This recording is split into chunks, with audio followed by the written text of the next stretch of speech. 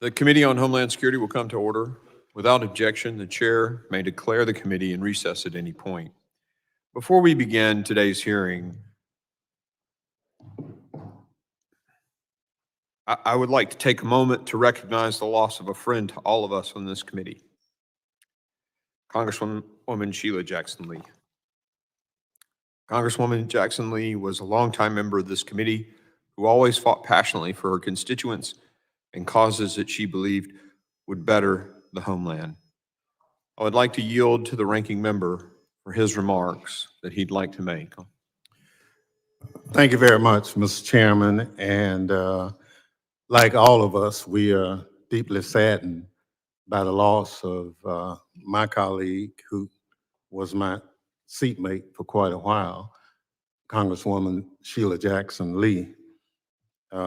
Needless to say, she will be missed. So I'd like to, at this point, take a moment to honor the legacy of Congresswoman Sheila Jackson Lee, who, as I said, passed away last week. During her nearly 20 years on this committee, she served on every subcommittee and left her mark on all of them. As every single one of us in this room know, there was no more fierce an advocate than Congresswoman Jackson Lee, and she directed her passion to making the homeland safer and more secure. She was dedicated to oversight, asking pointed questions of government and private sector witnesses alike, and pressing for hard answers. She was a prolific legislator who took pride in writing her own legislation and improving the bills of her colleagues through amendments. Congresswoman Jackson Lee fought for resources for first responders, help for those suffering the effects of natural disasters, and immigration policies that reflect our values as a nation of immigrants. Congresswoman Jackson Lee's reputation across Capitol Hill was similarly impressive. Indeed, it often appeared she could be in more than one place at a time. Within 1 hour, the Congresswoman could be observed giving a floor speech, participating in a committee hearing on a topic she cared about, and then giving remarks at an event to support a cause. She was a reluctant and relentless public servant, and every cause she took on was better because of it. The nation owes her a debt of gratitude. I'm grateful that Congresswoman Jackson Lee decided to lend her immeasurable energy and tenacity to our committee. Her absence will be felt just as much as her presence, and we will miss her dearly. Today, we continue our prayers for her family, friends, and constituents. And I yield back, Mr. Chairman. Thank you, ranking member. I ask that all members of the committee please rise and join me in observing a moment of silence to honor Congresswoman Sheila Jackson Lee's memory.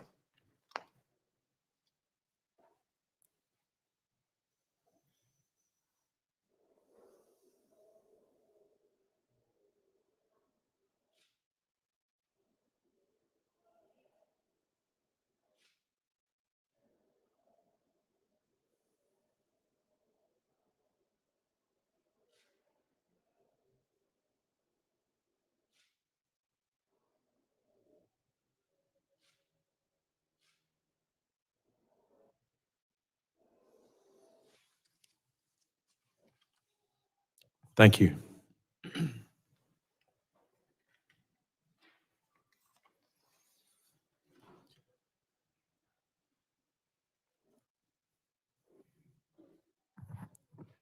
The purpose of this hearing is to examine the assassination attempt against former President Donald Trump that took place July 13th. I now recognize myself for an opening statement. On July 13th, 2024, our nation came within an inch of an unmitigated tragedy and crisis. In Butler, Pennsylvania, a 20-year-old gunman mounted a building in plain view of former President Donald J. Trump's campaign rally, took aim, and fired multiple rounds. At exactly the right moment, however, President Trump turned his head to read a chart so that a bullet which would have pierced his skull instead grazed his ear. 3 others sitting behind President Trump on the stage experienced a different fate. 50-year-old Corey Comparator, a father and former fire chief, was struck and killed. As one outlet recently reported, this brave and loving man, quote, spent his final moments diving down in front of his family, protecting them from the gunfire that rang out, end quote. He is survived by his wife and 2 daughters. 2 others, 57-year-old David Dutch and 74-year-old James Copenhaver, were seriously injured. I'd like to pause for a moment of silence in remembrance of Corey and in prayer for the recovery of David and James.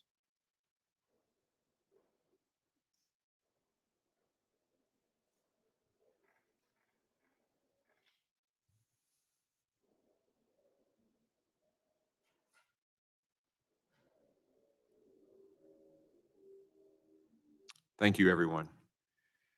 This failed attempt on President Trump's life demands urgent and comprehensive congressional oversight. We must understand how it happened to ensure that changes are made so this never happens again.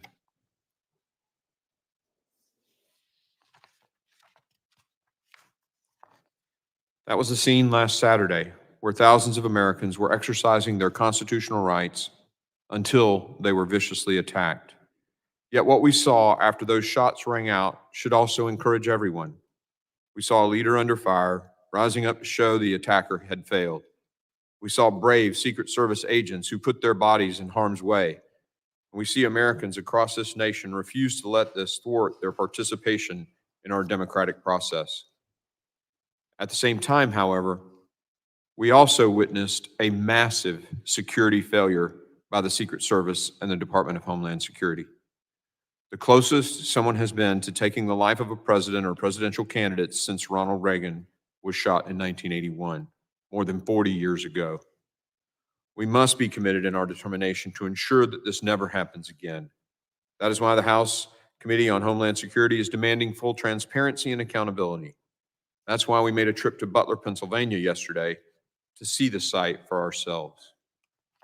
I'm grateful to the ranking member and the 11 other members who were able to come yesterday. And I want to share with the American people some of what we saw yesterday.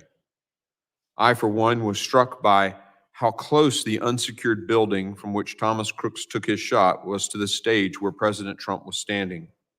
What we saw yesterday only raises more questions about how this roof was unsecured. And after several of our committee members climbed on the roof, let me tell you, any excuse about the roof being too steep to post a counter sniper team up there is pure nonsense. Protecting the President of the United States and presidential nominees is the Secret Service's mission. There can be no room for mistakes. Unfortunately, that was not the case here. In order to prevent a repeat of this, we must first thoroughly gather and assess the facts. And that's why we're here today. Most importantly, to obtain answers for the American people from officials in the best position to provide those answers. And like tens of millions of Americans, our list of questions is extensive. Why was the rooftop which the shooter fired multiple rounds not secured?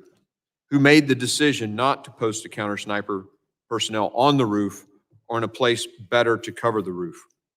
Were warnings from private citizens in attendance about a shooter on top of the building heard by federal law enforcement? And if so, why was nothing done to respond? How did the shooter access the rooftop despite reported federal and local law enforcement presence in and around the building? Were there communication breakdowns that prevented law enforcement officials from effectively communicating with each other in response to alerts and threats? The shooter was spotted and designated as a suspicious person prior to President Trump taking the stage. Why wasn't President Trump moved to a secure location until the Secret Service could investigate? The shooter visited the rally site multiple times before the actual rally. Reports indicate he even flew a drone on a reconnaissance trip to the rally site on the day of the attack. Why wasn't the site secure? Following the rally, the Secret Service said that reports President Trump's security detail requested additional security resources were false. However, then backtracked and told the Washington Post and the that the Secret Service had learned new information, indicating the Secret Service headquarters may have in fact denied some requests. Why and when were those requests denied? These are just some of the most pressing questions we have and expected to hear answers from Secretary Mayorkas and Director Wray and Director Cheadle. We also expect to hear answers and questions about the shooter's motivation and what the FBI has found in its investigation, including information collected from the shooter's various devices. Unfortunately and unacceptably, they have refused to appear before the committee today. Director Cheadle testified yesterday before another committee, but many questions remain. Yesterday, she provided wholly unacceptable responses to members of the House Oversight Committee and completely failed to address the lack of confidence both sides of the aisle have in her leadership of the Secret Service. Her appearing before one committee yesterday also does not absolve her of her responsibility before this committee. In any case, make no mistake, we will continue to push for answers. While these federal officials refuse to testify today, we're grateful for the opportunity to speak with law enforcement members about the events of that tragic day. Their testimony will be critical to putting together this complicated puzzle, understanding coordination efforts, and getting to the truth about what happened.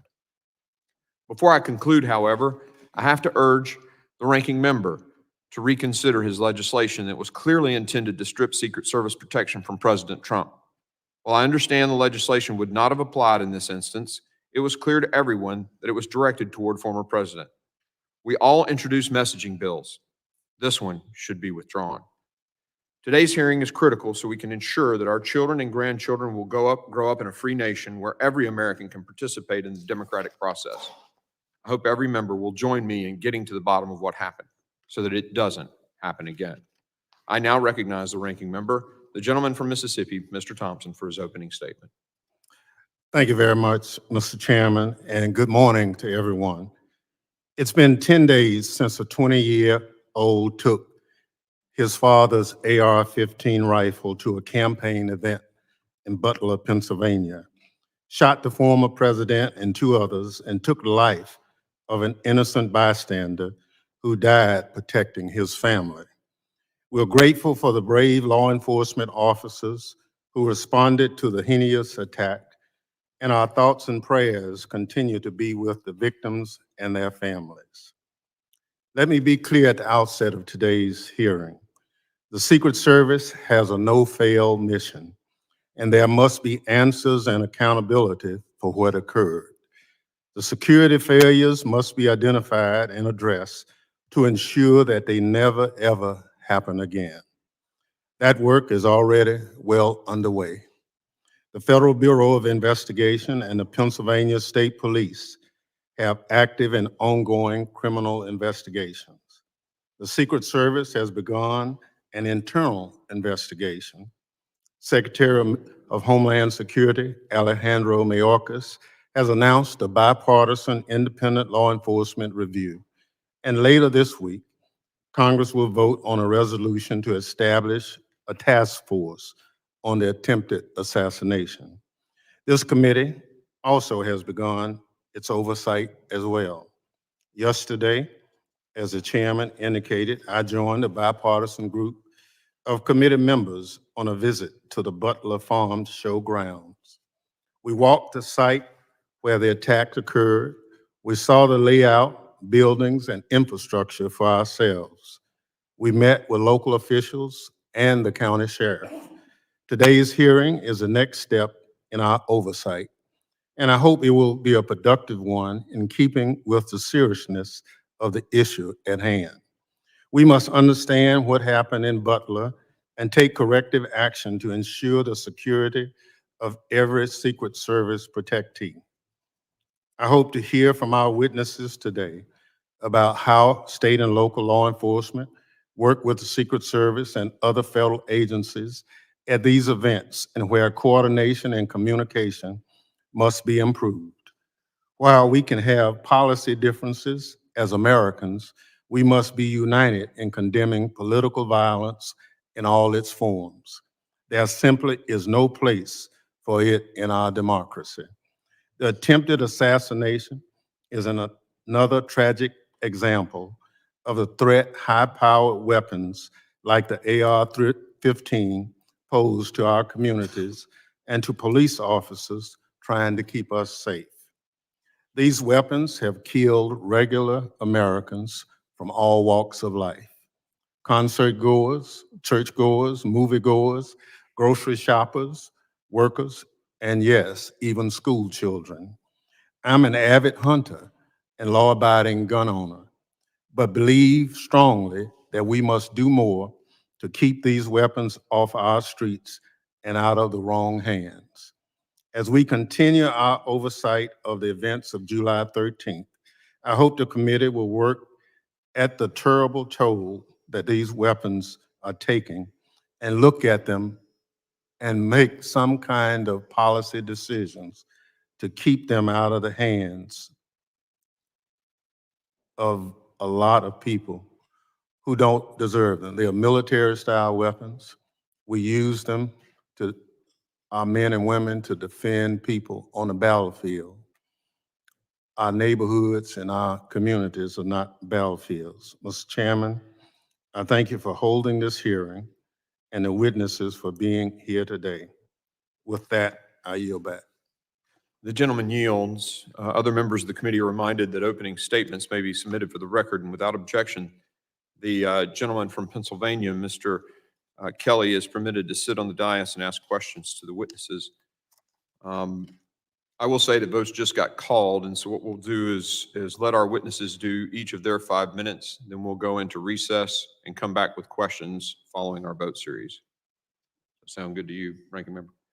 I'm pleased to have an important panel of witnesses before us today. I ask that our witnesses please rise and raise their right hand. Do you solemnly swear that the testimony you will give before the Committee on Homeland Security of the United States of Representatives will be the truth, the whole truth, and nothing but the truth, so help you God? You may be seated. Let the record reflect that the witnesses have answered in the affirmative. I would now like to formally introduce our witnesses. Colonel Christopher Parris serves as the Commissioner for the Pennsylvania State Police.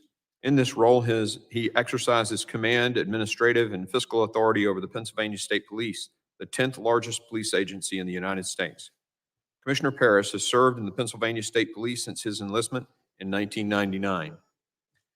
Thank you for the support getting to the site yesterday. Mr. Patrick Yos currently serves as the President, National Fraternal Order of Police. In this role, Mr. Yos leads the order and its more than 367,000 law enforcement members in representing police officers and the profession.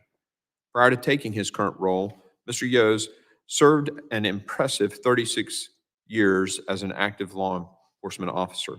I thank the witnesses for being here today, and I now recognize Colonel Parris for 5 minutes to summarize his opening statement. Chairman Green, Ranking Member Thompson, Homeland Security Committee members, good morning. I am Colonel Christopher Parris, Commissioner of the Pennsylvania State Police. I would like to take this opportunity to offer our condolences on the passing of Congresswoman Lee. I would also like to take this opportunity to express our condolences to the Comparator family and offer our continued prayers to Mr. Dutch, Mr. Copenhaver, as well as former President Trump as they continue to recover. I'm humbled to be here today and testify about a tragic incident which has deeply impacted the Butler community, the Commonwealth of Pennsylvania, and our nation. I would like to dedicate my testimony here today to the approximately 6,400 women and men, civilian and enlisted, of the PSP who work tirelessly for Pennsylvania, and it is my honor to lead them. I'd like to offer a perspective that this is very much an ongoing, complex, and dynamic investigation. And each day, as we arrive at day 10 today, I learn multiple new facts as we uncover new information as the investigation progresses. I'd like to offer a point of clarification affirmatively about PSP's role. Prior to the shooting, our role was to support the Secret Service with personnel and assets that they requested. Our operation plan completed to fulfill this responsibility consisted of 32 members, and we had 2 main responsibilities: a motorcade operation for the transportation with the Secret Service of former President Trump, as well as manning and staffing security posts inside the secure area of the Butler County Farm Show. Additionally, we provided 2 marked cars with uniformed troopers outside of the secure perimeter to provide roving duties, as the name implies, responding to incidents that may occur as a large gathering of people were moving to the venue. After the shooting, very early after the shooting, I had a conversation with the FBI, wherein the FBI is the responsible investigating agency for the attempted assassination of a former president under federal law. The same actions that led to that also led to the homicide of 1 Pennsylvanian and the attempted homicide of 2 additional, as well as the use of force by the Secret Service counter-sniper to neutralize the threat of Mr. Crooks, thus necessitating an officer-involved shooting investigation.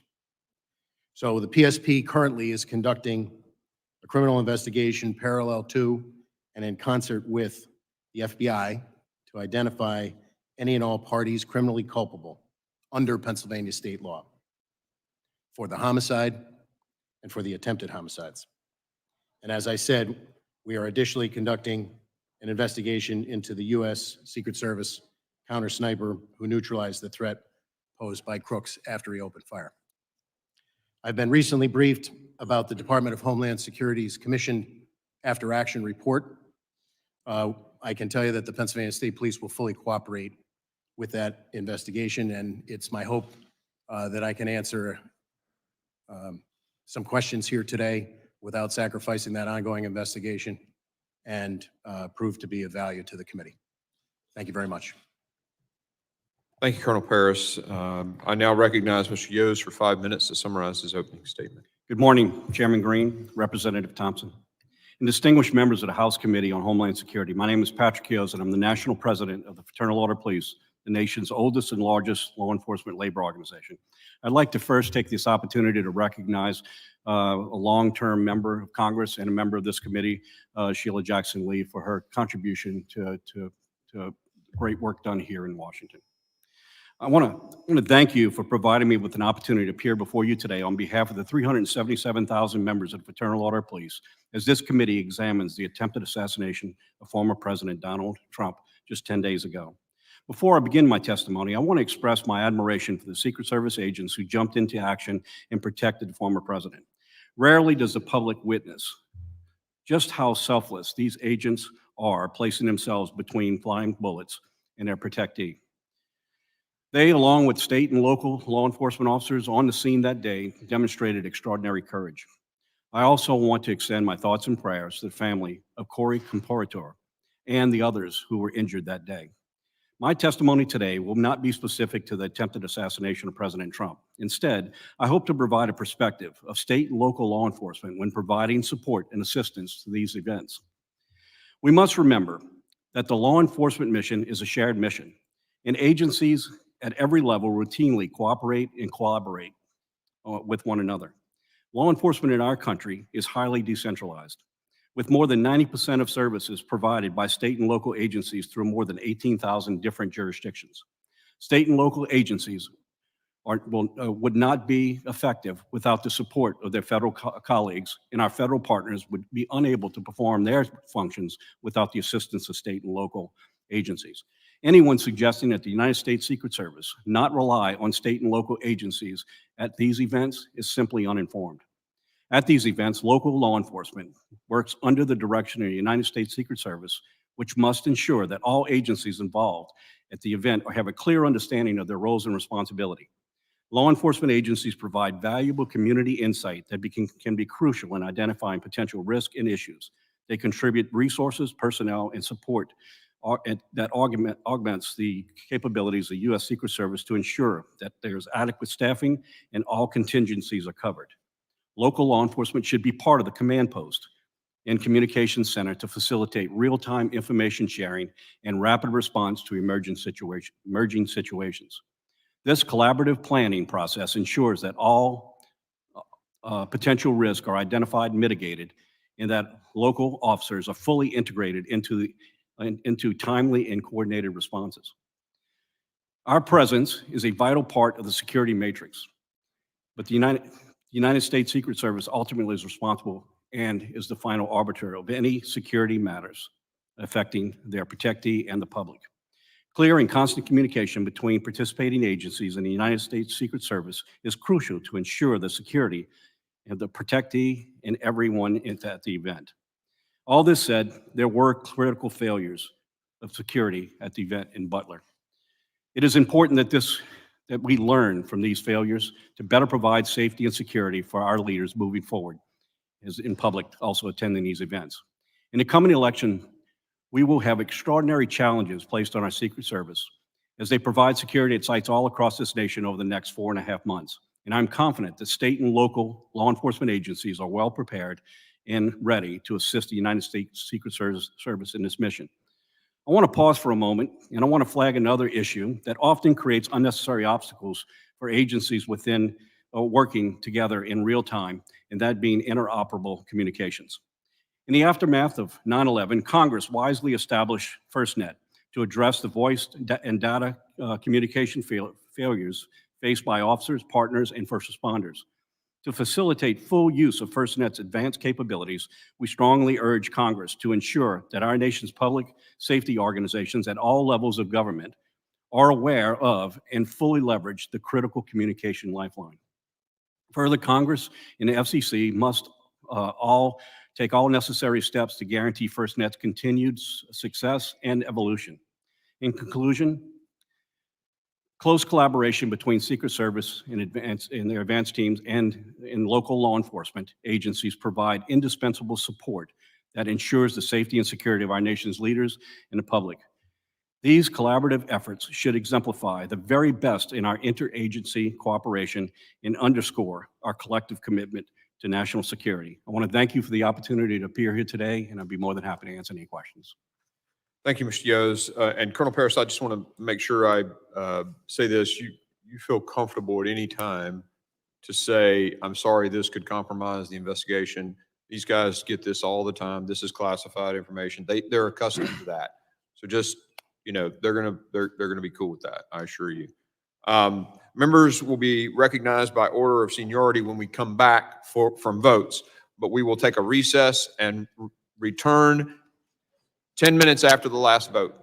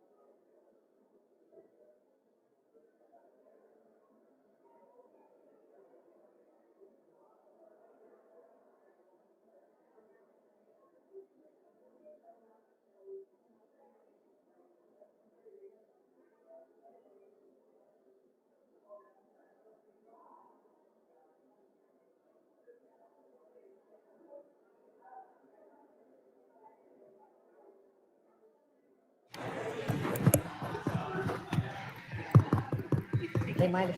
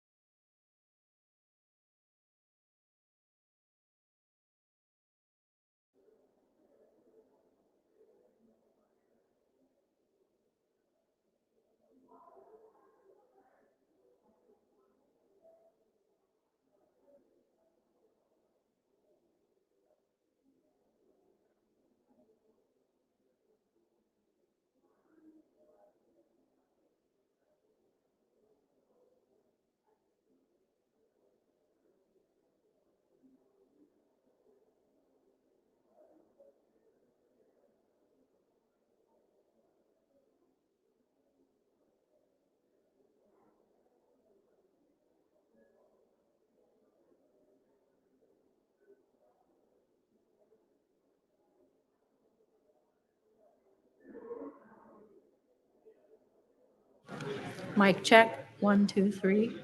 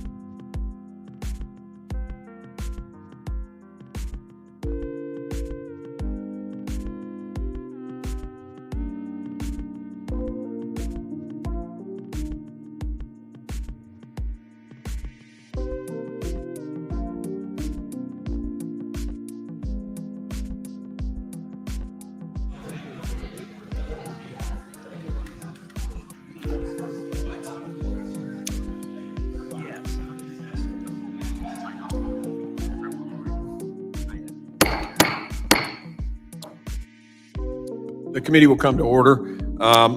Members will be recognized in order of their seniority for their 5 minutes of questioning. An additional round of questioning may be called after all members have been recognized. I now recognize myself for 5 minutes of questioning. Colonel Paris, typically these events, do they typically have two control rooms or two sort of tactical operations areas where the Secret Service is in their sort of spot and the local law enforcement is in their sort of command center? Is that how it's typically done? I would say from my experience and from state police operations, to include this event as planned in our operations plan, we had integrated communications by having our PSP personnel in the Secret Service command post. So your person was in there in that command post on this event? Yes, sir. Do you know if the local sheriff had anybody or the deputies that were also provided, the local guys? I would be remiss at this point to say I knew an Okay, exact okay. listing of everyone in that command post. The sheriff yesterday told us he did not. Would you expect him to have had somebody there? So I would say generally, there's a lot of talk about interoperability and communications. The state police, for example, operate our own statewide radio network. So we have the ability to, if we have an incident, a long protracted incident, for example, where we need to patch other agencies in, we have the capability to do that. However, Secret Service, for example, maintains some additional encrypted communications. So the best way to integrate unified command Is physically present in the correct, command that would site? be our, Yeah, I that's would how the expect- Army does it, the military. I would does it. expect our commanders to have personnel in there so that we could have radio communication as well as a redundancy in the operations plan with a telephonic backup. Do you know if in this particular case, I mean, normally they sweep these sites with dogs. Was a K-9 team used here for this event? I do not know. I have not seen the Secret Service operations plan. I've asked for it. I've yet to receive it. I did double check. That was something that PSP could typically offer to the Secret Service if they requested it. And I did verify that in this event, we did not provide any dogs. Okay. As I understand it, there wasn't one, but you'd expect one in a situation like this.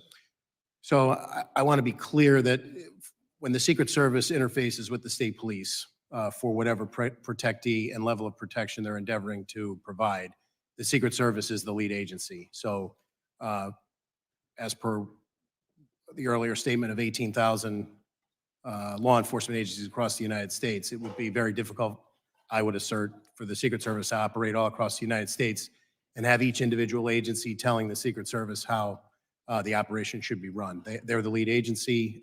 If that was something that their protocols called for during the initial meeting when preliminary steps and agencies were brought together, that would be something that would be discussed typically.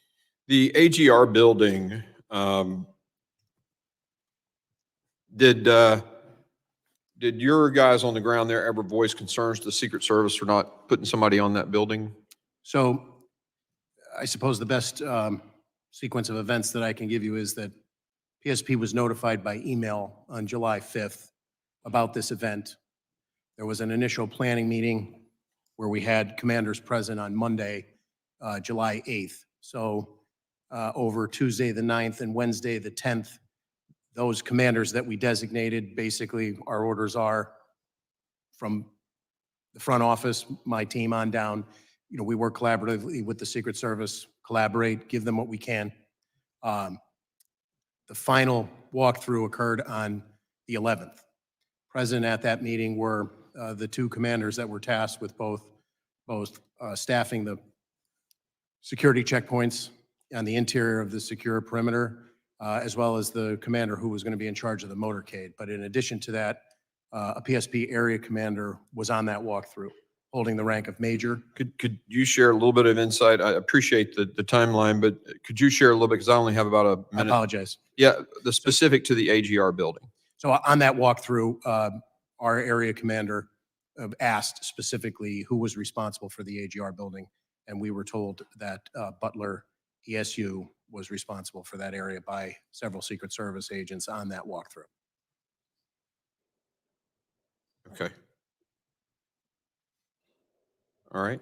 One last quick question.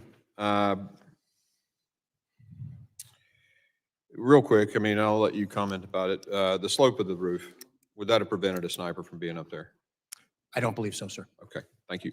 I yield. I now recognize the ranking member for his 5 minutes of questioning. Thank you very much. Commissioner Parrish, you talked about your tenure with the Pennsylvania State Police. Have you worked other events where a presidential candidate or the president has come to Pennsylvania? Yes, I have, sir. So this would not have been an unusual occurrence to participate. I ran the numbers. We typically do about 20 missions a year, the low 20s a year in a regular year. We're already in the low 20s this year, being an election year. So our commanders in the field who interface with the Secret Service to plan and provide support are on a routine basis. I wouldn't say an everyday occurrence, but a fairly routine basis. Okay.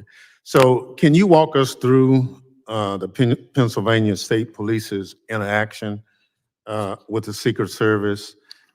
You kind of started off giving us from the point of contact that an occurrence was about to happen.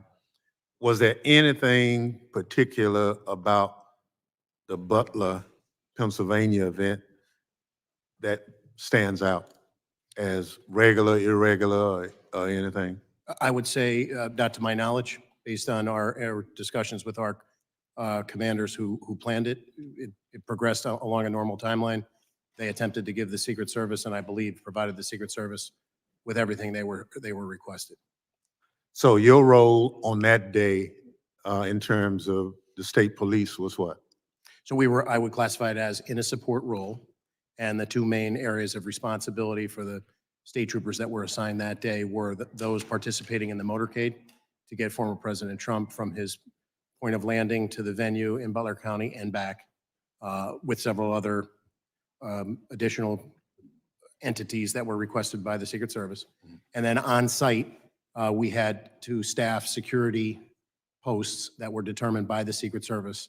All of those posts were inside of the secure perimeter of the Butler County Farm show. I guess I was one of those individuals who traveled to Butler. Just for my information, have you had any interaction with the FBI or anything as they look into the investigation as to what you or your men observed on that day? Yes, we're conducting an investigation largely in concert with and parallel to the Bureau, because the actions of crooks have federal legal implications and state law implications. Okay, thank you. President Yost, in your comments, you talked about the need for communication. You talked about FirstNet. And so we have federal, state, and local law enforcement at an event like what we're talking about in Butler. But in our conversation with some of the locals, not state police, but the sheriff's department and the chief of police in Butler yesterday, those individuals did not have communication with actually state police or Secret Service. Would that, in your professional opinion, be a vulnerability for managing an event like this? Well, I think we can go back to 9/11 when we identified at that time that the interoperability of different agencies to be able to communicate really was a hindrance. There's an infrastructure in place now to address these interoperabilities, but at the same time, they're not always utilized in every event. I do not have any direct knowledge whether that was the issue here, but I can tell you it is a common issue in law enforcement and an ability for our agencies not to be able to communicate. Not that the technology is not necessarily there, it's because that they're not always incorporated. Yeah, you know, we passed legislation mandating obviously FirstNet interoperability, and we tied funding to make sure that that happens. But here we are looking at this situation, and we picked up some valuable information that we're still not where we need to be on that. I would think that um, uh, Colonel, the role of the state police is invaluable, but it appeared in talking with some of the local officials, um, uh, as you say, it's just, you're not primary, you're kind of secondary in that role, that we need to somehow, as a committee, look at how do we enhance the overall mission so that we have no gaps. So I look forward to the work of this committee, identifying the gaps, look at the after-action review to close those gaps. So just to tell you one, Butler, Pennsylvania has no permitting process for events of that size. So you can announce it and hold it, and local government doesn't really have anything to do with it. And we were assured by local government that they would try to fix that. That they said we have to be more involved in events of this size, so that if this was not the best venue, then that permitting could have gotten engaged and suggested an alternate venue, those kinds of things. So thank you very much. I yield back. The gentleman yields. I now recognize Chairman McCall for 5 minutes of questioning. Thank you, Mr. Chairman. And I want to thank you for the site visit that we had at Butler, Pennsylvania yesterday. It was very eye-opening, educational. I agree with the ranking member's comments in terms of, after 9/11, excuse me, after 9/11, connecting the dots and federal, state, and local working together was the answer. I led a joint terrorism task force when I worked at the Department of Justice, and I also was involved in national security events, so I kind of know how these things operate. My question is to Colonel Paris. It's standard practice that the lead federal agency will come in and meet with the state and locals regarding the security plan before the event, prior to the event. Sir, did you participate or did your department participate in that? So I did not participate. As I stated earlier, there were two commanders dedicated to those two primary roles, the motorcade and the staffing of the posts on site within the secure perimeter, as well as a state police area commander. So just as a way of background, our area commander that covers multiple troops in that area of the state, out of nearly 5,000 troopers, there are only 4 area commanders. So that major was present for the walkthrough on the 11th. And were your troopers assigned inside the perimeter or outside? Inside. Inside. And was With the the outside within the jurisdiction of the local police? So just as a point of clarification, there were 2, on the operations plan, there were 2 marked cars that were assigned roving duties, which would primarily, as the name implies, be outside of the secure perimeter on roadways, responding to incidents that potentially could occur as a result of a congregation of that many people. But So we saw, we actually walked onto the roof where the sniper was. A clear, eyes on, clear shot of the president. A tree blocked the Secret Service's view. This kid did some investigation. He had a drone out there days prior, got an aerial surveillance of the premises. And that position was probably the best position outside the perimeter, as far as I could tell. There was also a water tower that would have been a perfect spot for Secret Service. Were you aware of any presence of Secret Service in this water tower? I was not. And you're aware of what I'm talking about? I am familiar. I physically flew out there on Saturday the 13th. It was still very much an active crime scene, so I did not walk the roofs, but I did. On the adjacent building, we got a tour of that as well, where I believe the local police were positioned.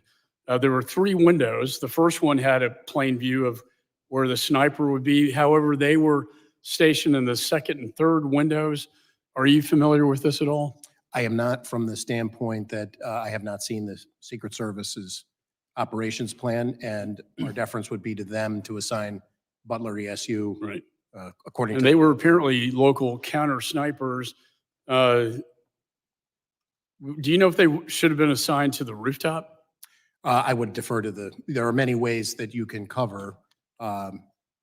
Obviously, positioning people on the rooftop would be one of those. No, and going to the actual site, way too close. He should never have been allowed to get on top of that building. And I don't know how, and I know he was on your radar inside the perimeter.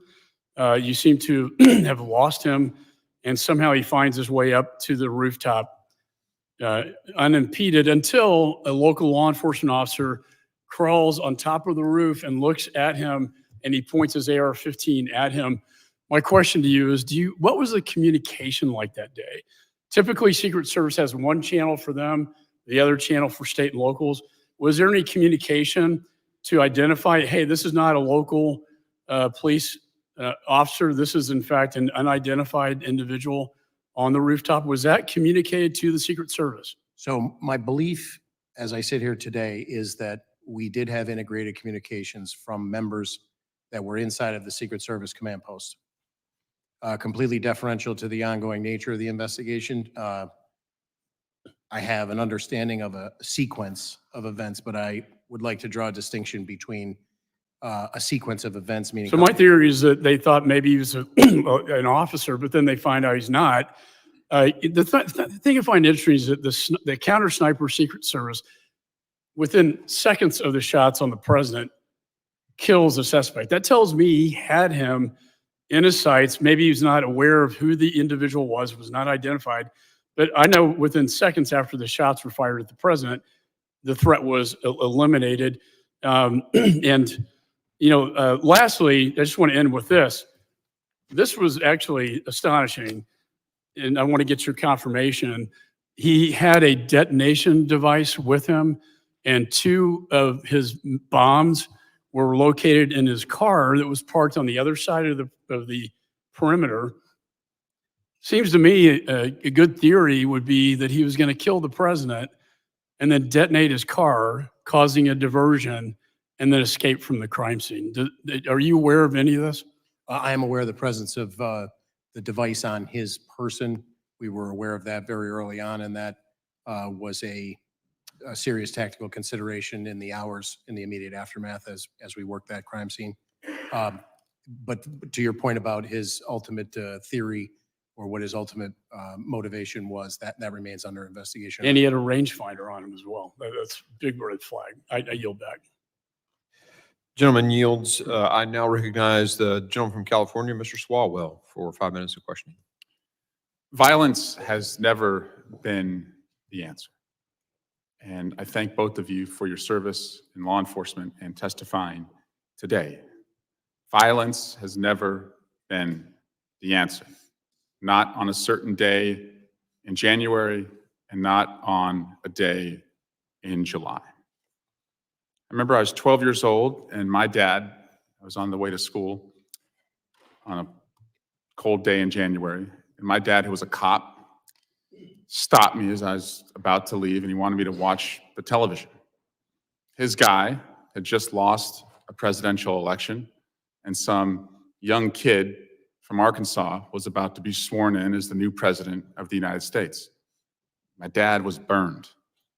He really liked George Bush. He did not like Bill Clinton. But he told me to stop and watch the television coverage of the inauguration because he said, look at that, son. He said, that's what makes us so special. My guy lost, this guy's getting sworn in, and not a shot has been fired. That's what makes us different. Violence has never been the answer. It's despicable that somebody thought they could take a shot at the former president and change the course of history. We don't know much about the political beliefs of this individual. We know he was a 20-year-old male, registered Republican, gun enthusiast, also had researched the DNC, also had researched President Biden, also had researched leader Hakeem Jeffries. We don't know what led this madman to try and kill the former president. But it's despicable. And the people who went to that rally deserved to hear, without violence, the candidate that they were supporting. Commissioner Paris, I'm sorry this happened to your community. I'm sorry this happened to the person who died and the persons who've been wounded. I just want to understand, though, because we are a country that is armed to the teeth, how many firearms were within the perimeter, just by back of the envelope estimate? The only firearms of which I'm aware that were inside of the perimeter were those in the possession of law enforcement. And would you estimate that was hundreds or dozens? I would only feel comfortable not having seen the Secret Service operations plan about the PSP members that were inside of the perimeter. How many rounds did the shooter fire before he was killed? Do you know? I believe that the number is eight casings have been recovered. I also understand the emotions around this assassination attempt, but I am not going to allow some, and I say some, the chairman of this committee is a serious legislator who wants answers. Some are not. And some are trying to rewrite what has happened in our country over the last 8 years, erase what happened in this building on January 6th.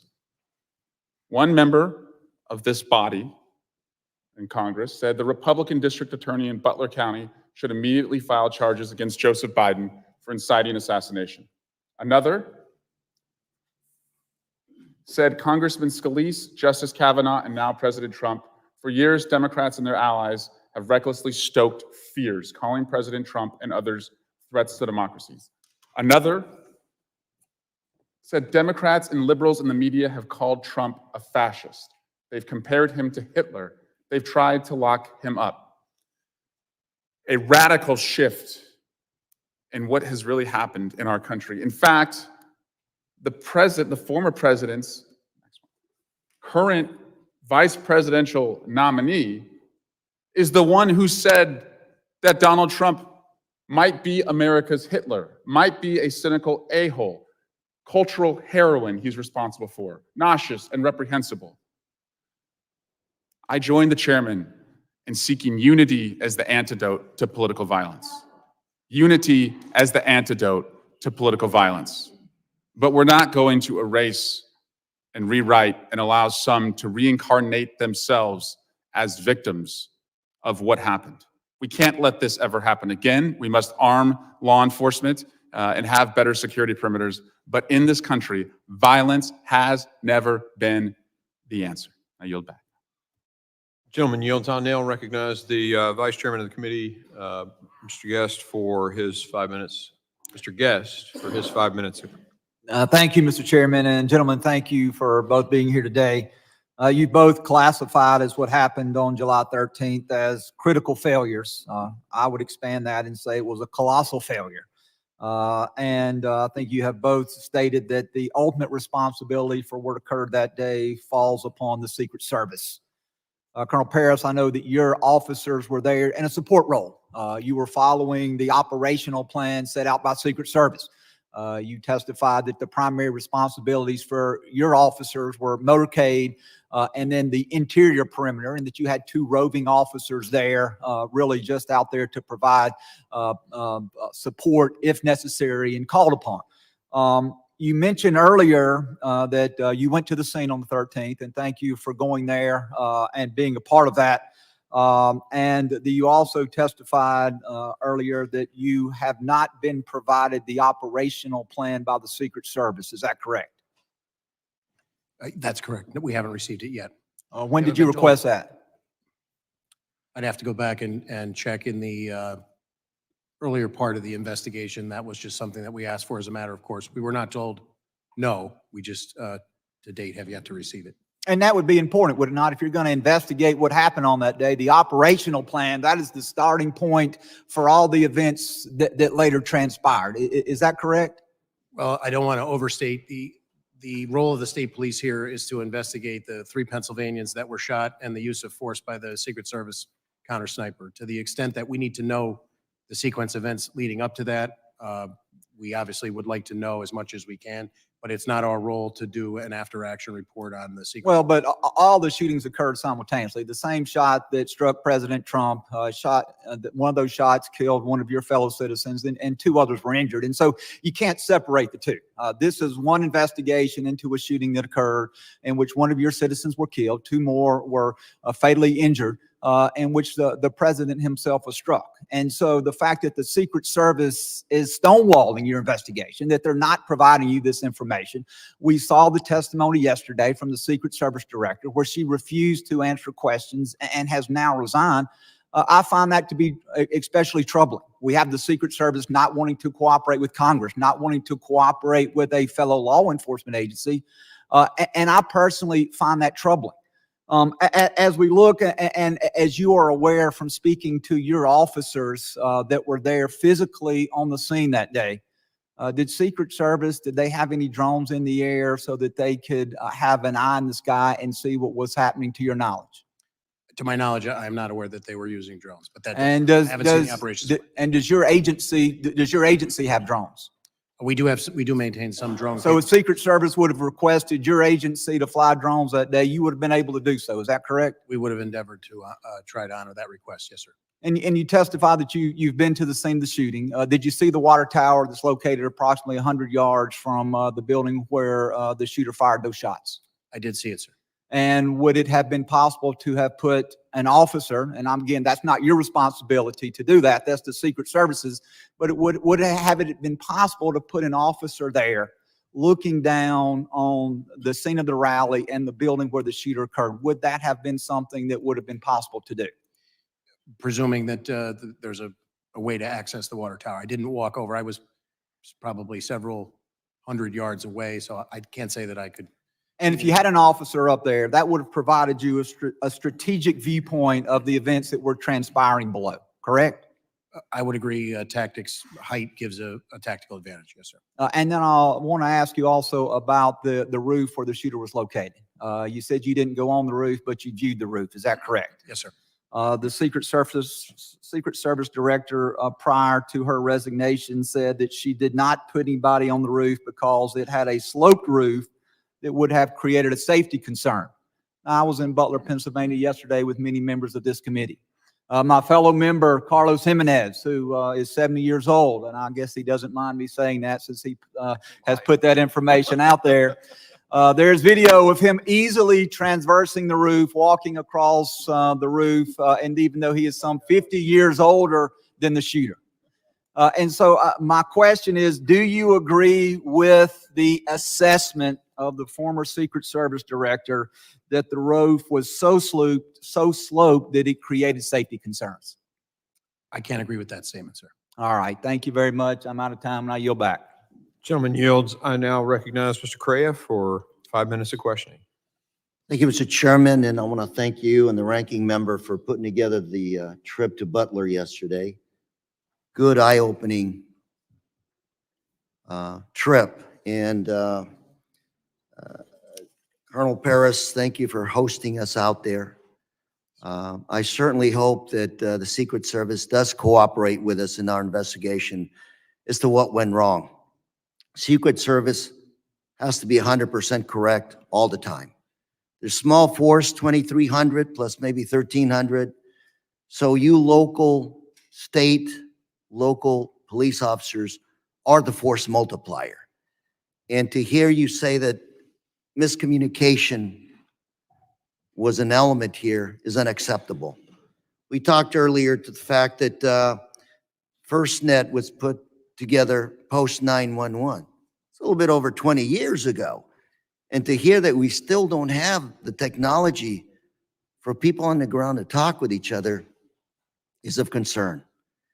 It's even of greater concern to me when I was taking a tour of that farm in Butler, Pennsylvania yesterday. I had local law enforcement officers, local electeds coming to me, whispering to me, there's more here to the story. We need to talk about what actually happened. To have people that were on the ground there concerned afraid of stepping forward is unacceptable. To tell us of other failures that maybe this committee does not know about yet, that were part of what happened in Butler, Pennsylvania, is unacceptable. I asked one of the officers, safety officers, could you talk to the Secret Service? Said, no, we can't communicate. Took us 15 minutes to communicate with them. Local elected official who said, I have other stories that I need to talk to you about when you have a moment. Ladies and gentlemen, we're 4.5 months away from this election. Pennsylvania is a battleground state. You will have these kinds of events again. And to know that we don't have the facts, let alone execute a plan to fix the holes, is unacceptable to our democracy and to our country.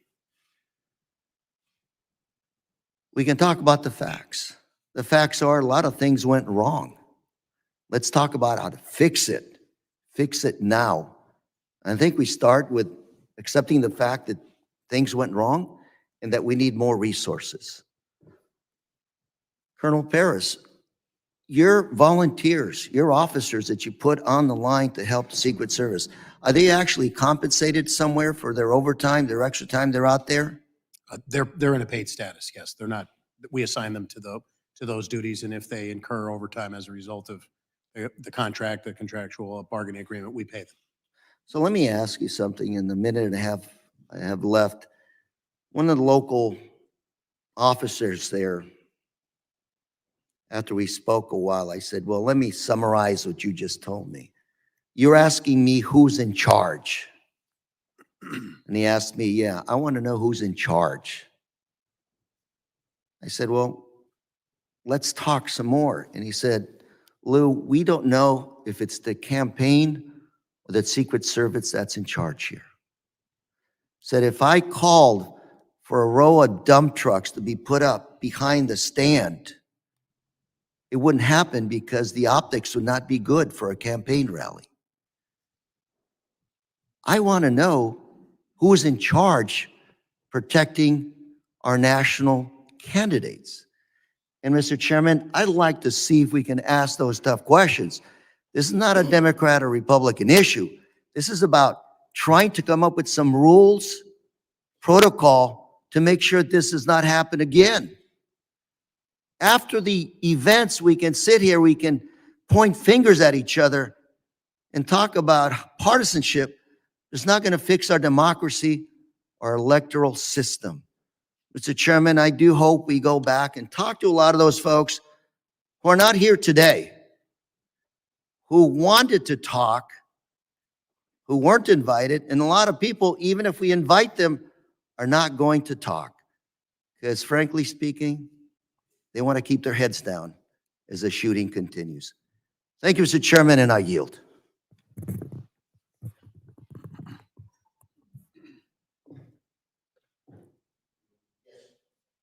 Gentleman yields. I now recognize Mr. Bishop for 5 minutes of. Thank you, Mr. Chairman. Colonel Paris, are you aware whether any law enforcement officer or officers was or were posted in the second floor window of the AGR building? I am aware, yes, sir. And what is the answer? To my knowledge, there were 2 posted there from Butler ESU. And you said Butler ESU. What is the acronym ESU stand for? Emergency Services Unit. It's a team that's comprised of multiple agencies that pool resources on a county or several county basis in order to enhance capabilities and training and be able to respond. Basically, a mutual aid agreement is my understanding of it. Is it sort of like a SWAT team? They are trained in SWAT tactics, to my Right. knowledge. So how many ESU officers were posted to that second floor window? So I am aware that 2 were in the building, but again, I have not seen the Secret Service operations plan.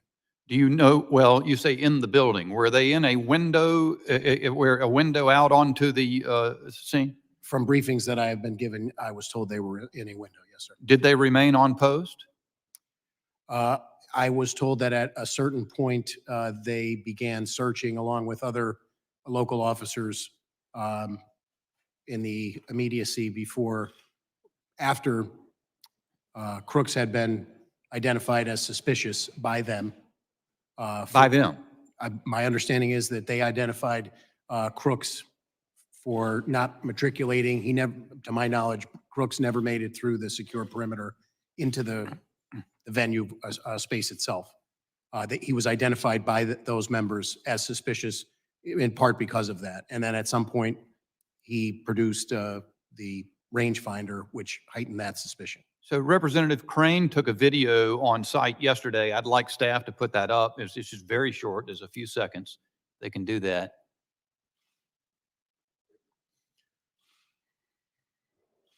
If I understand correctly, this is from the second story window of the AGR building. You can see that window comes out from the sash and swings out to the right. There's an aerial photo right after Crooks was killed, where Crooks's body's on the roof, and that window was open. Was it from this vantage point that those ESU officers spotted Crooks? I don't know that particular window, but my understanding is from a second story window is where he was initially spotted. Okay, so and are you then saying that, to your knowledge, those ESU officers left the location where they could look out the window to go in search of this person? That is my understanding. So sometime before the time between the time he was spotted on the ground and identified as someone suspicious until the shooting, they had left that post to go look for him. Is that what you're saying? My understanding is yes, along with other municipal officers that responded to that area. And that's based on interviews that we've conducted. And I want to be very clear that I don't want to establish a timeline minute by minute because we don't have that yet. I think that's revelatory. I haven't heard that information. I did hear before that and there's a local news station. Well, there's a local news station report from July 17 that says that local law enforcement were told they couldn't be responsible for securing the AGR building during the Trump rally. And of course, you've testified a moment ago or earlier in this hearing that it was your understanding that the meeting with the Secret Service on the site was that ESU was going to handle the AGR building. Which is it? Do you know? My understanding is what my initial answer was. Okay.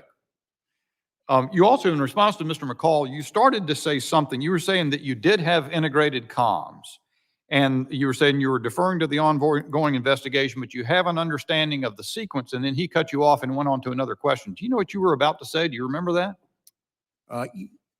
Just that we had members of PSP inside of the Secret Service command post, and we were maintaining communication with our people. Had ESU maintained position in that window overlooking the roof, isn't it true that they would have had a clean shot at Mr. Crooks as he was ascending the roof to his shooting position? I'm not prepared to say that because I don't know the exact timeline of events. But it's your understanding, though, that they were no longer in that room where they had been previously overlooking the building at the time he was ascending the roof. Is that correct? Could you repeat that question? The ESU officers were no longer in that room where they could look out the window and oversee the roof as that video shows. I believe they were actively searching along with additional municipal officers for Mr. Crooks. Thank you, Mr. Chairman. My time's expired. Gentlemen yields, I now recognize Mr. Carter. Thank you, For Mr. 5 Chairman. minutes. And thank you to our witnesses for joining us today as we convene to discuss the attempted assassination of former President Donald Trump and its profound implications on our nation's political landscape. It is imperative that we recognize the growing threats to our homeland. The failure of the Secret Service to protect former President Donald Trump must be thoroughly investigated and addressed to ensure such an incident never happens again. Violence has no place in political discourse, regardless of our philosophical differences, our parties, or our beliefs. We must stand united against such actions and uphold the principles of democracy and respect.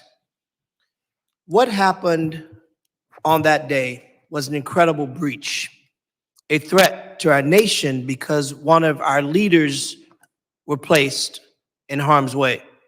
Secret Service has a principal role, and that is to provide protection for our party leaders, whether they're Republican, Democrat, or other. Rather, they are someone that we agree with or someone we disagree with. It's not a luxury. It's a necessity. It's an imperative. And while we all have lots of questions, it appears abundantly clear that the two of you, and while we appreciate you being here, own no responsibility to the breach. And I respect the fact that the questions that are coming to you are very difficult for you to answer because you have limited facts. But I do appreciate your presence. I appreciate your leadership. I appreciate what you do. And for all the men and women in uniform, we thank you for putting your lives on the line to protect us. I will ask this general question. If you were in charge, can you say what you might have done differently? I would defer to the Secret Service from the standpoint that our expertise in the Pennsylvania State Police is not primarily focused on full-time dignitary protection, sir. I would endeavor generally to try and put whatever resources and partnerships in place to maintain and ensure the safest event we possibly could. Do you believe that the coordination failed between agencies? Again, I can only comment on the state police portion at this point. We continue to learn more 10 days in, and I have not seen the Secret Service operations plans. Mr. Yost, can you join us and share any light in your expertise on Yes, where we I- are and how can we make sure this absolutely never happens again, regardless of who might be at the podium? A president is a president is a president. I could not agree with you more. In this situation, if I'm speaking on behalf of local law enforcement or state law enforcement, I would say that, again, the primary responsibility of making these calls, making these decisions, and making the operations plans is going to be the Secret Service. As I mentioned earlier, there are some 19,000 agencies across this country. It would be impossible to have any continuity or any consistency with what we do in protecting, our leaders. So Secret Service would have to play a huge role in this part. If you're asking me personally what I would have done different, well, obviously I look at an assessment of the situation and look at all of the elevated positions that were in place. They should have been part of a contained area. But that's just my own personal view of not seeing news reports and not physically being on site. I have never served in any form of law enforcement, but I think I would have figured that that perimeter should have been tighter. I think I could have figured out that there's no way that that building where the shooter sat, laid, and aimed should not have had snipers on top of it as well, negating any opportunity for a shooter to be there. Notwithstanding that there should have been a sweep of the area, we should have had our people on that building as a point of view for our former president. And as I said, a president, a president, a president, a former president, a former president, former president, a cabinet secretary, a leader. We deserve to have answers to these questions, because when we don't have answers, those who would rather divide and create theater by saying things that aren't true and they know aren't true, distorting facts and trying to suggest that somehow people played an active role. Listen, the American people deserve the truth. And so I am imploring that we have somebody at these tables that can answer the questions, the good, the tough, the uncomfortable, the comfortable, because the American people deserve to know. This is something that should have never happened. And we as a committee, in a most bipartisan fashion, should stand together to make sure that we send a message always, that we will always protect our leaders, whether we agree with them or not. Mr. Chairman, I yield. The gentleman yields. I now recognize the gentleman from Florida, Mr. Jimenez, for 5 minutes of questioning. Thank you, Mr. Chairman. Colonel Paris, you said the United States Secret Service, Penn State Police was there, Butler ESU was there. Any other law enforcement agency there? According to the operations plan that PSP put together, there were elements from Butler County Sheriff. Deputy sheriffs were on some of those interior posts, and thus they were on our. I just need the answer. Yeah, I apologize. There are the additional ones that I could name would be Butler County Sheriffs were in our operations plan. Pittsburgh City Police provided assets to the motorcade, and I believe Allegheny County Police also. You said that you were in the Incident Command Center, that your agency was in the Incident Command Center with the Secret Service. Yes, sir. Well, all the other agencies in that command center? I believe that some of those agencies were represented, but I can't definitively tell you. We need to find the answer to that. It was Butler ESU in that command center? I was told at one point that there was a representative in there. How long and over what period, I'm not sure. I'm aware of three. So the agency that's in charge of the outside perimeter, actually the agency in charge of the greatest threat. Because when you stand at the podium, and I stood there, and when you look, all you had to do is look around. There's the greatest threat right there. It's 100 yards away. It's elevated, direct line of fire to the president. I stood on that roof. No problem standing on that roof. And yes, I am 70 years old. Okay. So the timeline is very important here. If in fact they thought that Mr. Brooks was so suspicious that they actually pulled the ESU counter snipers away, because there were counter snipers, what I understand, and stand in that window, a way to look for him. And from what I understand the timeline, it's about 20 minutes before the president came out. Was that information relayed to the Secret Service, that they were looking for a suspicious individual and that people had been pulled away to look for that suspicious individual? Was that relayed to the Secret Service? I believe that it was. And was that relayed to the Secret Service, the team that surrounds the president himself? I can't answer that. Well, if it wasn't, that's another big mess up. And I can tell you, this is just one of a bunch of mess ups that I've seen. One of them, question that I have is, why in the world was that team from ESU in the building to begin with? Why weren't they on a rooftop? And it was a hot day, right? And so that's another question that I'm going to, why were you assigned inside a building when you have a little window, it's like this big, right? And your line of sight out of that window, unless you stick your head out of the window, is pretty limited, your view. So why were you inside, not outside? Who said for them to be inside and not outside? What did the Secret Service tell you were inside the perimeter, right? Yes. For the most part, You're saying you were yes. inside the perimeter. Me personally, or No, I'm saying your agency was inside Yes. the perimeter. But actually the biggest threat was outside the perimeter. And so who developed the plan to protect the outside of the perimeter? There's only one agency. That's the United States Secret Service. Because you really can't ask the local agency to do that, because they're not in the business of dignitary protection. They don't do it all the time. You don't do it all the time. They do it all the time. So, Mr. Chairman, we're going to need those other agencies to come in. We need a timeline. Who said what to who, and what the action that was taken. You know, one thing that I noticed in another video, and I've got to find out if it's true, and it appears to be true, is that the snipers on the south side reposition to look to the north side. And I want to know what the timeline for that was. How far in advance were the snipers, the counter snipers on the south side told, hey, you need to look at a threat on the north side? And how much time was there between that and then the shots being fired? Do you have any information on that? I do not have a specific timeline. Okay, and those are that's the information that we need. It's not unusual to have people on different frequencies.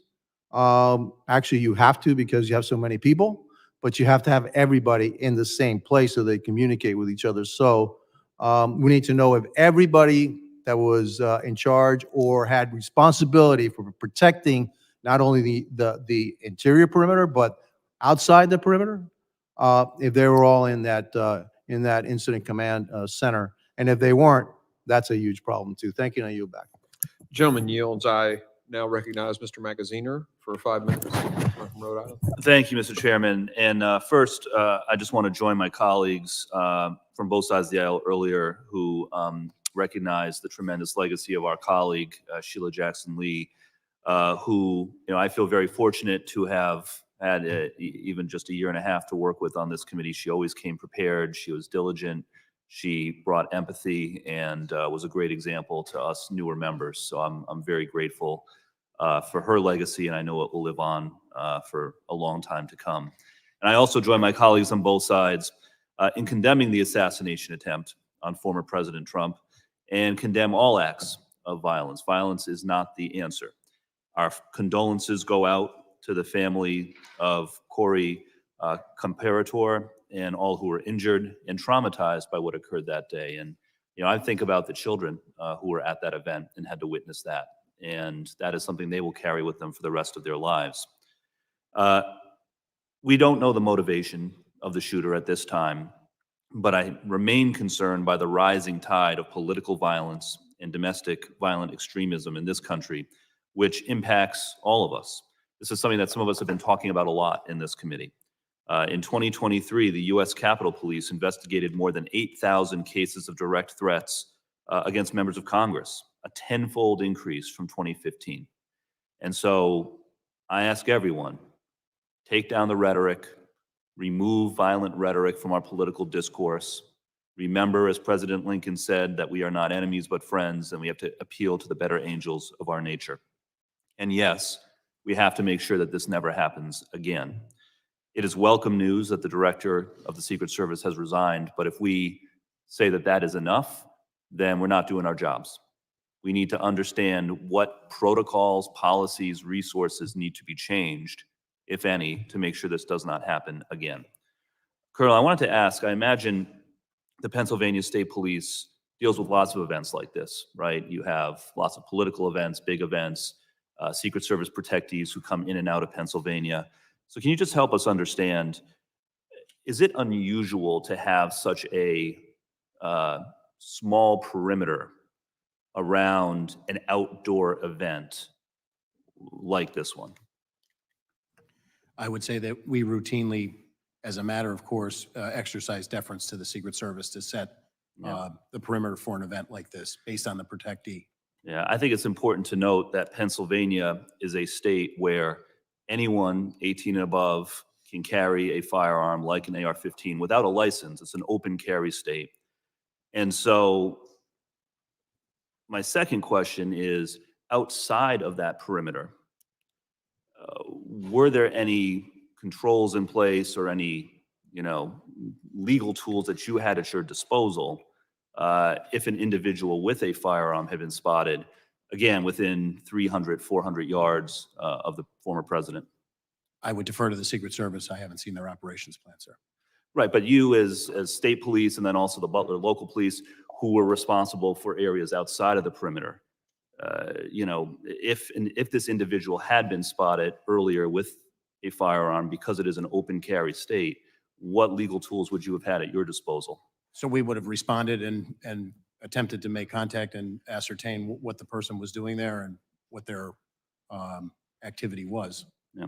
So a number of us have asked questions about lines of communication, and I think that's important, right? Because to the layperson at home, what we're trying to understand is if this individual was spotted on the roof, as he appears to have been well over a minute before the shooting, did the local officers who spotted him know how to radio into the command center? Was that information relayed? And then was it in turn relayed to the Secret Service? This question has been asked a few different times, but can you tell the public what you know about whether local officers outside the perimeter knew how to radio in a suspected threat, whether there was an individual in the command center who was receiving those calls and communicating them to the Secret Service? So I do know that Butler County set up a command post on the site itself, along with the Secret Service's command post, but they were not located in the same building. The exact communication between municipal officers and that command post or the county dispatch that they would rely on. The state police have our own statewide dispatching. We can communicate with the dispatching centers telephonically and through electronic means, but we maintain separate dispatching systems. So I would defer to So the locals were not included in the Secret Service command center. The state police was or was not? the PSP. I can assure you the PSP was in there. additional people. I was briefed on one occasion that there was a representative from Butler ESU that was in there. When they were in there, and the length is not really a focus at this point of our investigation into the homicide and the attempted 2 homicides, as well as the officer-involved shooting. So that sequence of events has come up pursuant to us investigating that, but I am very remiss to give you a minute-by-minute timeline and what the communications were. Thank you. I yield back. Gentleman yields. I now recognize Mr. Pfluger for 5 minutes of questioning. Thank you, Mr. Chairman. My deepest sympathies to the family of Sheila Jackson Lee. We worked very closely together on many things, and she was an excellent member of this committee. I agree with my colleague, Mr. Carter, when he talked about Americans deserve the truth. I absolutely agree with that. And also Mr. Magaziner talking about Republicans and Democrats working together on the oversight. Imagine if we worked together, the transparency that we could have on so many other issues that are going on right now. And I believe that that is possible for us to do. Thank you both for being here. Colonel Paris, was it clear to you, when we talk about rules of engagement, deconfliction plans, the assignments of which law enforcement agency will cover which section, did you have concerns prior to the president coming on stage? And if so, did you voice those concerns to the Secret Service? So just to be clear, I was not present at the venue on July 13th. But in the planning and the lead up, Planning, my default position would be that our commanders are aware of what their responsibilities are within a unified command structure reporting to the Secret Service. and do you believe that it was absolutely clear that there were zero questions of who was supposed to cover what areas of the venue? I can only comment to our responsibilities, and I believe our responsibilities were delineated to us, and I believe we met or exceeded those responsibilities based on everything that I know as I sit here 10 days in. I think there's still a lot of questions regarding the plan, you know.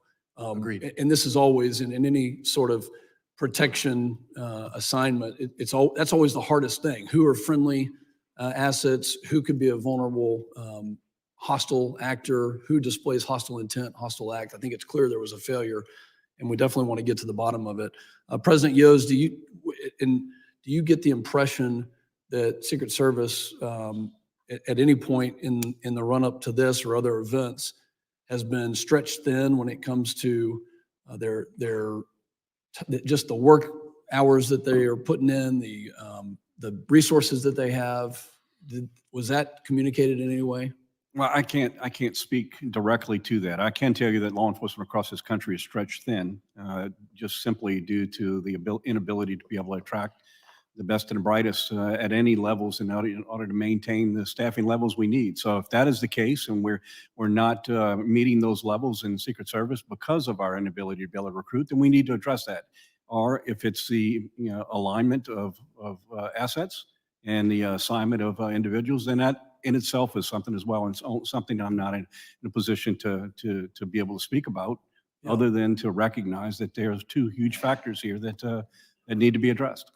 Well, it's clear that that's the case. And God bless both of you for what you do, for the hours that you put in to protect our communities. And we can't do it without you, and we need you, and we will continue to advocate for you. I want to talk about now, that leads me into this next question. There's a piece of legislation, HR 8081, called the Disgraced Act. It says denying infinite security and government resources allocated towards convicted and extremely dishonorable former protectees act, which is a whole mouthful of basically taking details away from people that could include those who are convicted. Talk to me about the impact if former President Trump didn't have a protective detail of U.S. Secret Service there. Talk to me about the impact on state and local partners to protect them in any of the communities that you represent. And by the way, he also was responsible for taking out al-Baghdadi, Abu Bakr al-Baghdadi, and Qasem Soleimani, and the Iranian government wants to do harm to him and other people like him. So what's the impact if you don't have Secret Service help? More than happy to yield. So I think, we're trying not to become very political in this. I think we have a president of the United States who has, by simple virtue of his position, having served as president, that deserves a certain protection because of his service to the country. So the rest of these things are all things that are not for me to decide, other than to tell you that I think we have a responsibility to our leaders. This is not political. That's not political. He deserves protection. You're I absolutely agree. right. I agree. Colonel Paris? I would just echo that my understanding is it's a federal statute that creates the Secret Service and tasks them with those responsibilities. So to contemplate a different paradigm, I would reflect back to the legislature to contemplate If something. he was denied a protective detail in Pennsylvania this past week, the weekend prior, what would that have done to your local resources to protect him adequately? I think the removal of any resource inherently makes the burden on the surrounding resources that would have been committed somewhat additional. Thank you. Mr. Chairman, I yield back. Gentleman yields. Point of order. Point of order. Gentleman's recognized. So I appreciate the gentleman's question, but let me put it another way to the witnesses. The reference legislation. Mr. Ranking Member, I mean, a question to the witness would be someone yielding Yeah. to you. A point of order, I'm allowing you to make a point of Thank order. you. Well, the point of order is if you read the bill, it says that if you are a convicted felon and found and sentenced by a judge, Mr. Chairman. then you would not be, that's my point of order. Go ahead. That you would not have service. You have to be a convicted felon and sentenced. Now, at the time the bill was filed, nobody who was a protectee was a convicted felon. But if those who are lawyers here know that once you are a convicted felon and sentenced, you are remanded the custody of that particular law enforcement agency for custody. I think it's an anomaly to try to say that the Secret Service would have to protect a felon in jail, a convicted felon. So this whole notion about my legislation, I just say to the gentleman, if you read it, it says you have to be a convicted felon and sentenced. Now, we're not there. The conjecture, you can do whatever you want. But let me be clear about the bill. Republicans have made a lot of hay about the bill, saying it's about former President Trump and would take away his security. That just is not true. The bill doesn't mention former Trump, President Trump, and it would not have affected security at this tragic event. The bill talks about any Secret Service protectee who is convicted of a felony and sentenced to serve jail time. And it does not take away security. The bill makes clear that when a protectee is sentenced and remanded to the custody of prison officials, the Secret Service is able to hand off the prisoner in an orderly fashion, and that Secret Service agents aren't forced to become correctional officers too. That's the legislation. That's all it says. For the record, we can go back to. The gentleman will need to get to his point of order. And Well, point of so we can order move on. is, the line of question is inconsistent with the legislation. And it does not say on that day, former President Trump would have been without Secret Service protection. He is not sentenced. If he's not sentenced, he will still have the protection. Plain and simple. So you yield on your point of order, Mr. Ranking Member? You did, okay. I want to make a point of order then as well. And, a lot of times we hear from both sides of the aisle about rhetoric and how rhetoric and the things we do in messaging bills that we do shapes discussion, impacts people. And first, my point of order is prison isn't necessarily a safer place. You can ask Mr. Epstein's family about that. And so to suggest that somehow you'd have the security necessary in a prison, I think is just not an accurate statement. In terms of, I agree with the ranking member that his bill did say that that it would not apply in this particular case. But, you know, it's more about what we're doing and what we're saying at certain times that generates the attitude in our society. And so I just make that point of order about this particular legislation. I made in my opening remarks a request that he would draw the bill. But, Mr. um, You just have a second. I just wanted to make a comment. I think the chairman was clear that this bill was filed well in advance. So to connect, you mentioned timing. It's important to mention timing that it wasn't. well, we don't want to debate the bill.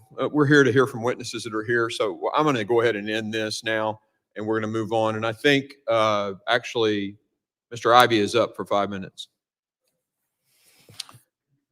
Thank you, Mr. Chairman.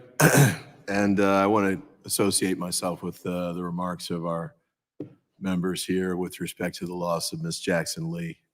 It's with deep sadness that I feel her loss. I share not only this committee with her, but on the Judiciary Committee as well. And she was insightful and inspirational in the way she handled herself and her role here in Congress. I also want to join with the comments about sympathies to the comparator family and the individuals who were injured on the day of the shooting. And I want to thank the chair for taking us up to Butler yesterday. My only regret about it was that it was too quick. And I think that, and I didn't know it was going to be like that, frankly, until after we got there and had a chance to talk to people in the community. But when we got there, they were very anxious to talk to us. In particular, I had conversations with Angela Flieger, supervisor for, and I hope I don't butcher this too bad, Connequenessing Township, who was extremely helpful, and Sam Zerzolo, who is a commissioner from Butler Township. And they were able to provide information on several fronts that I think we need to pay attention to, not just for this particular event, but going forward. Could you hit a video for me there? I think Ms. Flieger tried to produce this and send it to me. The red building is the one that was directly behind the stage. The building in the center there was where the shooter was. The reason I'm asking for this to be shown is that as you get past the middle of it, look to the opposite side of the field from where the shots came. Oh, you can stop it now. I counted about 12 rooftops there, just sort of standing at the front. I'm a former federal prosecutor. I don't have a background in protection, but my thought was, why would we pick a spot where you had that many rooftops that were available?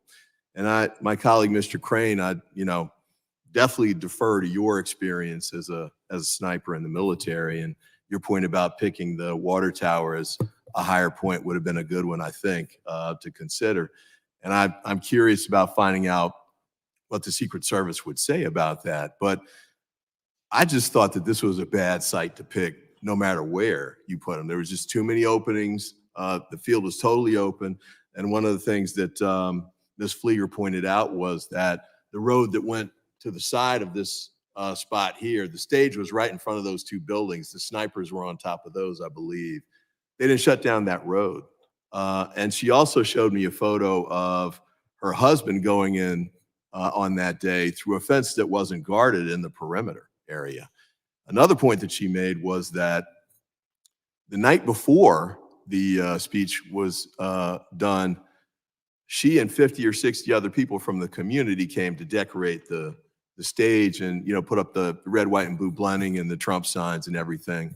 But the point she had there was that none of those people were vetted before they went into the area and were up at the stage and could have done anything, I think was the point that she made. And also noted that apparently the shooter had hidden the gun somewhere on the site by, I think, where I hate to call the name of the business, but the business where the shooter ended up taking the shots from. So I think there's a variety of concerns here that I look forward to getting a chance to hear from these individuals. I don't know if it's going to be in the context of this committee or the oversight committee or the task force that's been proposed. Whoever does it needs to go talk to these folks, because the ones that I talked with had not been interviewed by the FBI, Secret Service, or local police. And they have key information that I think we should have, especially in making decisions about going forward. And then just a couple quick points before my time runs out. I think it came up with respect to the communications piece. I appreciate Mr. Yoy's comments there, but we need to figure out not just what happened on that day, but when we do these at other sites across the country going forward, what's going to happen with the communications? And if they're not using the national bandwidth that was set up, how can we make sure that that happens in the future? And then with respect to the local police not reinventing the wheel every time, one of them suggested, maybe some kind of clearinghouse or information where local police departments, local elected officials, who, for example, in this instance, didn't find out the president was coming until a few days before, and therefore had to scramble to catch up. I believe she called your office, Congressman Kelly, to figure out what was going on, and you hadn't even been told about it yet. So we need to get to a point where we've got better communication, that we're giving elected officials and law enforcement at the local and state level more lead time and more information so they can prepare for these events.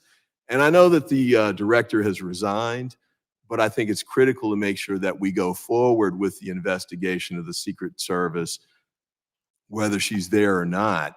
And then the last point, I apologize for running over, is that to the Secret Service and to Homeland Security, I know there's going to be a process now to replace her, but that cannot get in the way of us sorting out what happened on that day, and more importantly, what we need to take forward, because we've got other events coming up in the very near future. We got to make sure we take those lessons quickly, and so we can move them forward. And I thank the chair for his deference for giving me a little time to run over there, and I thank you again I for think taking you're- us up to Butler. You were making an excellent point, and I didn't want to stop you, Mr. Ivy. I now recognize Mr. Garbarino, the gentleman from New York, for 5 minutes. Thank you. Thank you, Chairman. Colonel Paris, there have been conflicting reports about the location of state and local law enforcement. Secret Service Director, I believe, said that, former Secret Service Director said that local police were in the same building that the gunman fired from, while other accounts indicate that local law enforcement was in an adjacent building. Were any Pennsylvania state troopers, state police assigned to the building where the shooting happened? There were no state troopers, to my knowledge, assigned there, sir. Do you know if any other local law enforcement were assigned inside that building? I only know that Butler ESU were assigned. When you say that building, I'm referring to there's a series of buildings there that have covered walkways or second-story walkways that allow you to, almost like a pole barn type configuration, a modular type building. But to my knowledge, there were no troopers assigned to that location, sir. Thank you. Mr. Yos,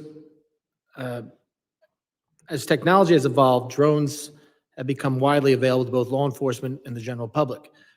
For a large event with this level of security, would you normally expect law enforcement to use drones for surveillance and deploy counter-drone technology? I'm sorry, I didn't hear the last part. Would you normally expect law enforcement to use drones for surveillance and deploy counter-drone technology? Well, obviously, as I mentioned earlier, I just, my experience at this location is there are a number of elevated locations that should have been secured. There are a lot of ways to secure that. They could be with individuals assigned to it, but certainly an overwatch to be able to get a good visual of those locations is paramount. So it's been reported that the Secret Service apparently did not use drones for surveillance, but the shooter was able to fly his own drone over the area earlier on the day of the rally and get aerial footage of the site. Do you know if that's true? I have no direct knowledge. Were you, okay, so, and you know if whether or not local, state, Secret Service enforcement was aware of any drone use? I've heard the news reports, but I have no direct knowledge. Would you consider this a major security breach? Absolutely. Now, it's also been reported, Colonel Paris, that the local law enforcement spotted the shooter outside the AGR building and on its roof minutes prior to the shooting. Did local police alert the Secret Service that the gunman was on or around the AGR building roof? Do you know? So this goes to my earlier qualifier about the timeline, but my understanding of the sequence of events is that he was determined to be suspicious as a result of behavior that he was exhibiting, milling around that area in front of the AGR building. There was a text thread that was going, I've been briefed, between the ESU members. They identified, they took a photo of him. At some point when he utilized the rangefinder, the suspicion was heightened. So I know at a certain point in the command post, a member of PSP received a phone call and a text message from members of ESU. And I know from an interview that that was immediately relayed in the command post to the Secret Service. And what happened? Yeah. That was my next question. So what happened? What actions were taken after it was relayed to Secret So Service? when the PSP member received that information and verbally turned right around, gave it to the Secret Service, our member was provided with a number to which the picture that had been taken by the Butler ESU members, or that was on that group thread, to which that should be sent. Our member did that, and our understanding was that was some element of the Secret Service. So this was all reported. Yeah, this was all reported to Secret Service, and they gave him, Secret Service then sent him back, one of your officers, a number back to send the information back to. Is that what you just said? That's my understanding. When did that happen? Again, the actual timeline, I'm very remiss because I know these timelines need to be hammered out exactly to the minute, but I would say, that the overall timeline is about an hour before is when he became suspicious to ESU. What I want to say is, if we know that former President Trump was shot at 11 hours, it was probably in the vicinity of 25 to 30 minutes, but I want to make sure that's a very... So it was before he went on to speak. But at that point, just to be clear, he was determined to be suspicious. There was no information that he possessed a weapon. He was outside of that building where the ESU was posted. They were being vigilant. It's, I think, relevant that there were other people at the venue who were suspicious and reported likewise in a close temporal nexus to that as well. But just to confirm, the Secret Service had this information that there was a suspicious individual. He had used a rangefinder, which made him even more suspicious. And this was all reported to them prior to the President Trump being allowed on the stage to speak? I believe, again, I'll defer to when the president came out. I know that that was probably 20 to 25 minutes before 11 hours. And steps were taken by the municipal officers over in that area they were actively looking for crooks. You saw the building yesterday. That's a pretty wide footprint. They began looking for him. There were scores of people making their way across that facility. Again, just for some context, there were over 100 people that day that necessitated or requiring medical attention due to the heat. There was a missing 6-year-old. This individual was deemed to be suspicious because he was walking around and not moving into the venue. The rangefinder obviously heightened that, and they were attempting to locate him as people were moving across that space who were attending the event to the secure perimeter. Was he the only one determined to be suspicious that day? The gentleman needs to wrap it up, No, he and was perhaps not. somebody else will yield to you or me I yield back. on this topic. I recognize Mr. Goldman now for 5 minutes. Or we'll just pick up the questioning here. That sounds great, prosecutor. First, I do want to mention how sad it is to see Sheila Jackson Lee's empty seat there. What an incredible inspiration to so many of us, and a member and advocate, community presence, and we really are sorry to miss her. She would be very eager to be asking questions here today, because there are a lot of unanswered questions, and I sat through a 4.5-hour hearing yesterday with the director of the Secret Service, and we got no information. So I'm going to jump on, piggyback off of Mr. Garbarino.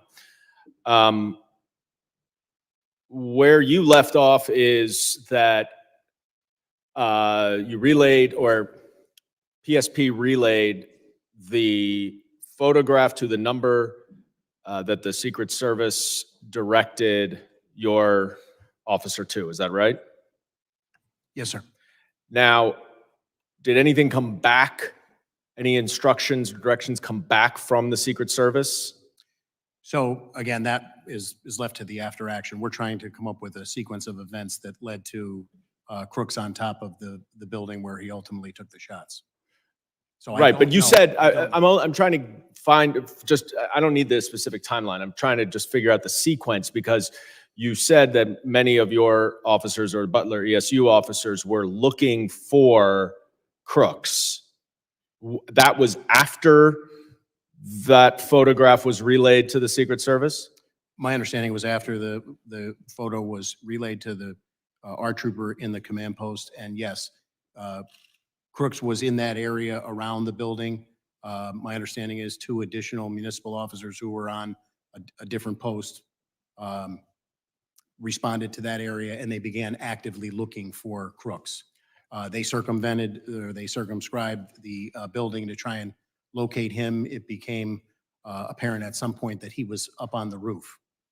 Those 2 municipal officers who responded then, to their credit, actively, once they realized that he was on the roof, one boosted the other one up, hanging from the ledge of the roof. By the time that officer was boosted up on top of the roof, Crooks was on it, almost in that final position that you saw. He had the AR out, and he pointed it at the municipal officer who, suspended from the roof, was not in a position, feet dangling at that point, to draw a weapon or continue hoisting himself back up on the roof. He drops back down from the roof, and at this point, I believe that's when the video that's been widely circulated with people filming Crooks up on the roof, saying there's somebody up on the roof. There were other law enforcement around the building running, but their vantage point on the ground did not lend a clear line of sight to where Crooks was at the top of that building. One of our troopers on roving patrol also was notified. That word went out, and he responded about the time that the municipal officer was boosting the other officer up onto the roof. What was he notified of? I don't know specifically. That's going to be part of the after action. But we obviously knew that he was, Crooks was suspicious. He had not gone into the venue, and they were actively doing everything they could to try and locate him.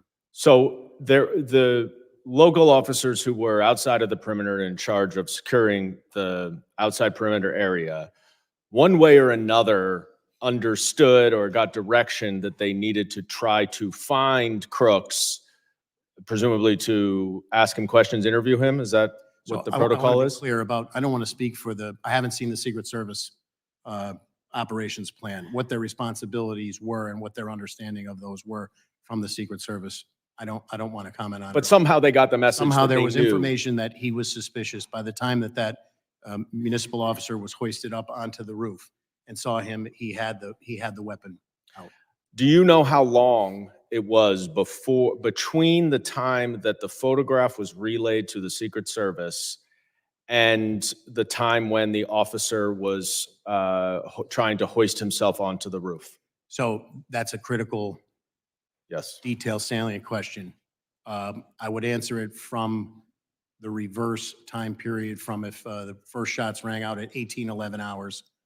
The hoisting up of the officer occurred probably no more. Again, I'm going to give you a time, but I want to just put it in We the understand context it's of not of a specific. sequence of events. I would say at most 2.5 to 3 minutes before that first shot rang And out. when What they he- were notified in the interim still remains under investigation. Right. And when he fell off of he let go? The municipal officer, when the briefing that I had was, the municipal officer saw Crooks saw him, and Crooks turned and leveled the gun at him in a position tactically of extreme disadvantage, suspended, in the air with your legs dangling after somebody had boosted you up. Right. And he let go, right? He let go and he fell back down. And was there at that point any communications that there's a shooter on the roof from the municipal officers who were At that there? point, that's all part of the after action. We're just trying to get a sequence of events up to the point when Crooks then fired the weapon. So that's been the focus of our investigation. But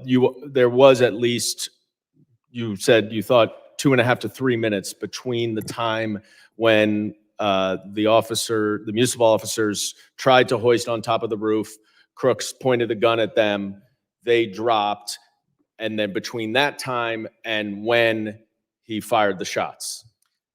I don't want to give you an exact period of time, but it was minutes. It was a very short period of time, even for his ability. But not seconds.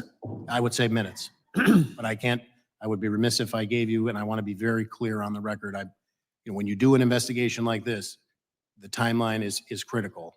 You're asking me, I was briefed, I'm answering to the best of Right. my ability right now. And I know my time is up, Colonel Paris. I want to thank you for, providing us with this information. It was incredibly disappointing that the Director of the Secret Service did not provide any of this information yesterday.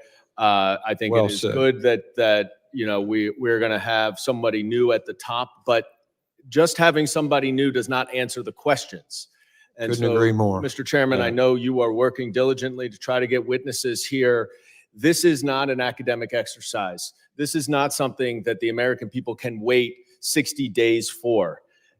With these gaps in information, there are conspiracy theories, there is 100%. disinformation, and all of our safety is at risk. Political violence is escalated, and we need to know these answers. I thank you for bringing these witnesses here, and I yield. Yeah, absolutely. And I appreciate the tag team between two sides to get to the details on this, because this is poignant, very poignant. I now recognize Ms. Green for 5 minutes. Thank you, Mr. Chairman. Colonel Paris, I'd like to carry the dialogue on about the specific timeline.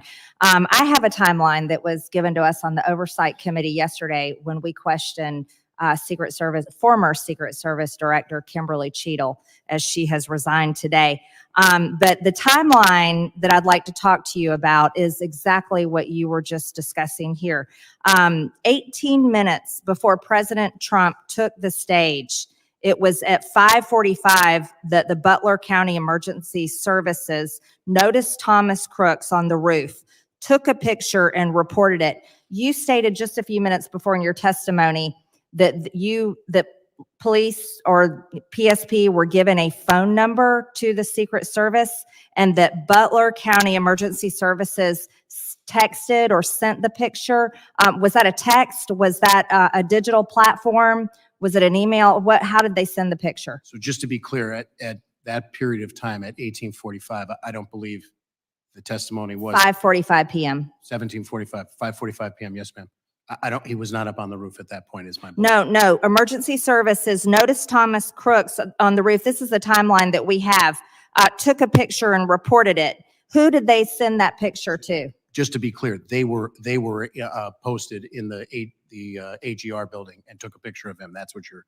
Yes. Who that did is they my send the understanding. picture to? So I only know from interviews what I can confirm to my knowledge and belief here today that a member of Pennsylvania State Police inside of the command post received that information telephonically and by text, relayed to the Secret Service, and then was given a number to follow up on. And that was based, again, heightened suspicion. How did they relay it to Secret Service? I believe that they verbally turned and said in the command post, this is information that I just received. And then in follow up to that, as directed from the interview that I was briefed on, that was forwarded by text as requested by the Secret Service. Can you give us copies of that communication and that phone number that was given to them was for Secret Service? So that's part of the ongoing investigation, and I would defer to the legality of. Can you find that information and provide it to our committee? I will look to see if legally I will consult chief counsel within the state police, but it is an ongoing criminal investigation at this point. So after it was reported, President Trump took the stage at 6:03 p.m. All of this took place. This was 18 minutes before President Trump actually took the stage at 6:03 p.m. President Trump was shot in the face at 6:11 p.m. This has all been reported, these timelines. Why do you not have a timeline? Because it's not the timeline is going to be critical for the after action report. Obviously, we're conducting an investigation with the FBI. We have been deferential to the FBI in terms of what has been released to the media.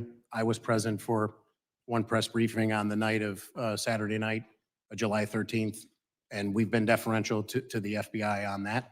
So I would refer you to the FBI. The timelines that you're quoting, I just want to be clear on the record. To my knowledge and belief, I don't have a minute-by-minute timeline. I've had multiple briefings about what these interviews have gleaned, but they're from the perspective of PSP investigating the homicide and the 2 attempted homicides. Thank you, Colonel. During the event, at what point in the day was someone from your team first made aware that there was a potential suspicious person or possible threat? So based on my knowledge and belief, that information relayed to the command post from Butler ESU, well, in terms of crooks, was the first time that I'm aware of. Again, keeping in mind, I've heard estimates that there were 13,000 people there. There were multiple people identified as suspicious, several that were identified in that area. Yes, And we're- thank you. Now, you stated before in your questions that you haven't seen an operation plan, but didn't your team participate, and why haven't you seen the plan?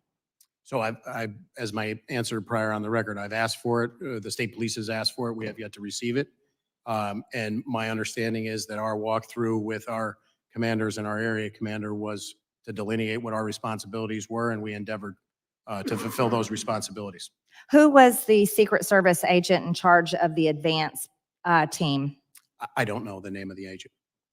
How was PSP supposed to communicate with Secret Service on the advance team? You mean in the planning leading up to it? So my understanding is, as is typical, we're notified. We were notified by email on July 5th. The meeting on July 8th, Monday, was to get all of those partners together to exchange information, how they could communicate with one another, and then the planning took place from there.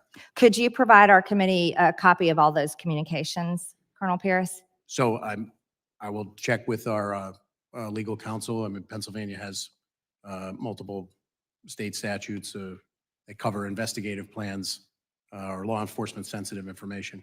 Okay, thank you very much. And Mr. Chairman, one more thing, if I may. Trump's Secret Service protection could be removed under Benny Thompson's proposed legislation.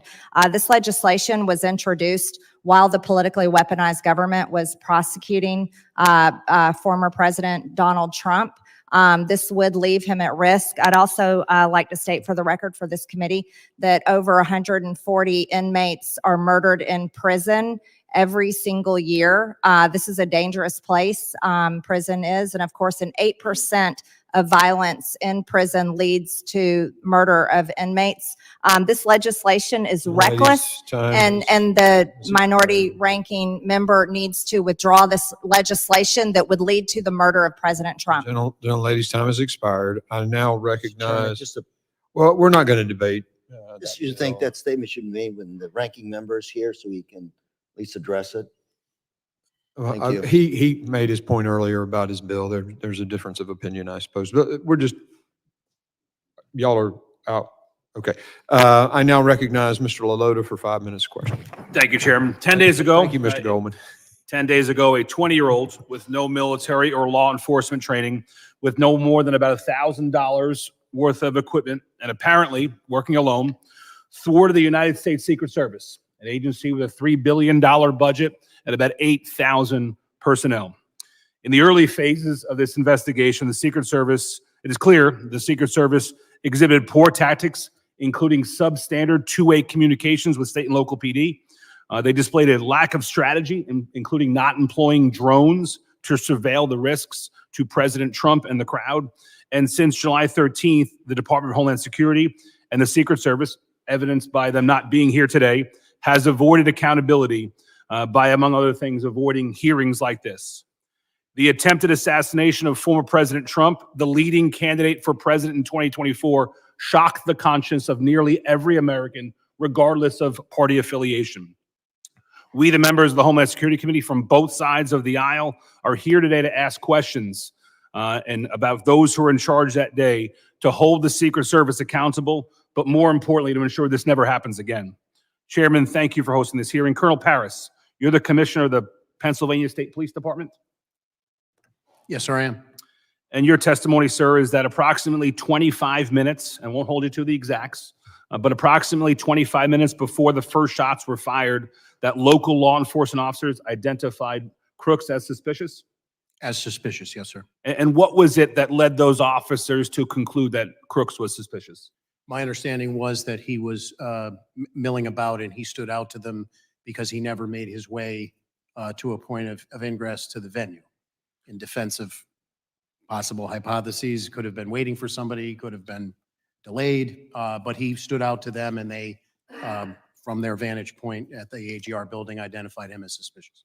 That was in 62 minutes prior, as I understand the timeline. That first one, it was 25 minutes prior for the rangefinder. Thank you, Chairman. And Commissioner, with respect to him being suspicious, were there other folks who were also in the crowd identified as suspicious by law enforcement? I have been briefed that, yes, there were multiple individuals, which would be consistent with normal operations for a detail like this that are identified as suspicious. Can we take that as a single-digit number of other folks? The number that I was briefed on was single digit, but I can't say definitively that I was. What number were you briefed on, Colonel? Excuse me? What number were you briefed on? I believe I was briefed on an additional 3 individuals. Okay, so Crooks plus 3. My understanding is you had about 30 Pennsylvania State police officers at the time of the rally? That were assigned to the detail, both responsibilities of the detail. Yes, sir. And were all of them assigned to your area of the perimeter, not the interior where the Secret Service held the most jurisdiction? I'm confused by your question, sir. My understanding and what the committee has been told is there were 2 layers of defense of President Trump. 1, the interior, which the Secret Service held the most domain over, and 2, the exterior perimeter, which had ceded a lot of authorities to state and local. Is that your understanding as well, Colonel? So I don't want to get convoluted with different perimeters. I'm familiar that there was a VIP seating area up front. When I refer to the secure perimeter, I'm talking about the fencing that goes around the Butler County Farm Show. All of our people were detailed at various locations decided by the Secret Service inside of that. Thanks. That leads me to the next question. If staff can queue up the Eli Crane video at about second number 1 or 2. This is the AGR building. I and several of my colleagues were there yesterday in Butler. Kudos to Mr. Crane for getting this good video. My understanding from your prior testimony is there were 2 officers stationed or assigned, I think was your testimony, to this building? I'm aware of 2, but I don't want to say, again, not having seen the Secret Service. And they were assigned, sir? My understanding is that the Secret Service and Butler ESU had some sort of collaboration, and that was to be covered. What was their assignment in the building, sir? I cannot comment. I'd be remiss not. Were they assigned to be in the building? I can't What were comment. the qualifications of the people assigned to or around the building? ESU guys, SWAT guys, I long defer. guns, good tactics? They would be, as the name implies, but I defer to their exact training. I'm not aware of it specifically. But your understanding is through the duration of the incident to at least the first shots fired, they were entirely within the building, not on the building, sir? I don't 100% want to say where they were the entire period. But you don't have an understanding as to whether they were assigned to be in the building or on top of it? I don't. I would need to see the Secret Service operations plan. And would that have been left to the discretion of state and local, or would that have been left to the discretion of the Secret Service? It sounds like you're saying that would have been left to the discretion of the Secret Service. I would say it's the Secret Service as the lead agency, just like they told us. Here's the post we want you to staff. This is the motorcade we want. I would defer to the Secret Service. Thanks, Colonel. When in Butler yesterday, we asked the question, why weren't the 2 well-qualified ESU officers on top of the building rather than in it? And what would you say if we were told the explanation is, well, it was a hot day in Butler and there was air conditioning inside the building and not on the building? What would be your reaction to that assertion, Colonel? I can't respond to it. I have no firsthand knowledge about it. Was it a hot day in Butler that day? I believe it was a warm day, yes, sir. But you have no knowledge of whether or not the Secret Service or anybody else assigned these 2 officers to be in the building and not on it? No, sir. I yield, Mr. Chairman. Gentleman yields, and we're going to go out of order because Mr. Luttrell has to get to his committee, so you're recognized for 5 minutes. Thank you, Mr. Chairman. Can you pull the video back up, please? Just for clarification, that is the exact point where the shooter was positioned, correct? Looking through that window in proximity to, if you give a range fan, if you were to expose yourself outside that window, is that the shooter's position? No? In relation to that video, where is the shooter's position at? Just further on the left side. And Mr. Paris, can you clarify something? There were ESU agents internal to the building or in proximity to the building in that location, correct? I don't know to that specific location, but they were assigned to the AGR building. And once the call went out that you had a bad actor in, the agents in the building left their position to try to find that individual? My understanding is he was on the ground moving around the perimeter, and they moved to actively aid in the search along with additional municipal officers who were. Does it make sense that ESU agents would be positioned inside the windows so they'd have a better vantage point out into where the X is, where the asset is located? Could you ask that question again? And Carter? it makes sense to me that the ESU agents would be positioned in these windows, the windows that they're talking about in this building, so they could have better eyes on the asset, the president, instead of internal in the building milling about. Is that a fair assessment? I'm remiss because I don't know what the conversation was and what the responsibilities delineated. I think my concern is if we did have agents, let's just speak hypothetically here, if agents were positioned in these windows in order to provide protection for the asset, and then they were released, and I'm assuming they work in pairs, correct? There's only two of them, or is there four of them in the building? Do we know the answer? From my briefings, there were two. There were two. But to me, it would make sense that one would stay behind in order to cover the X or cover the asset.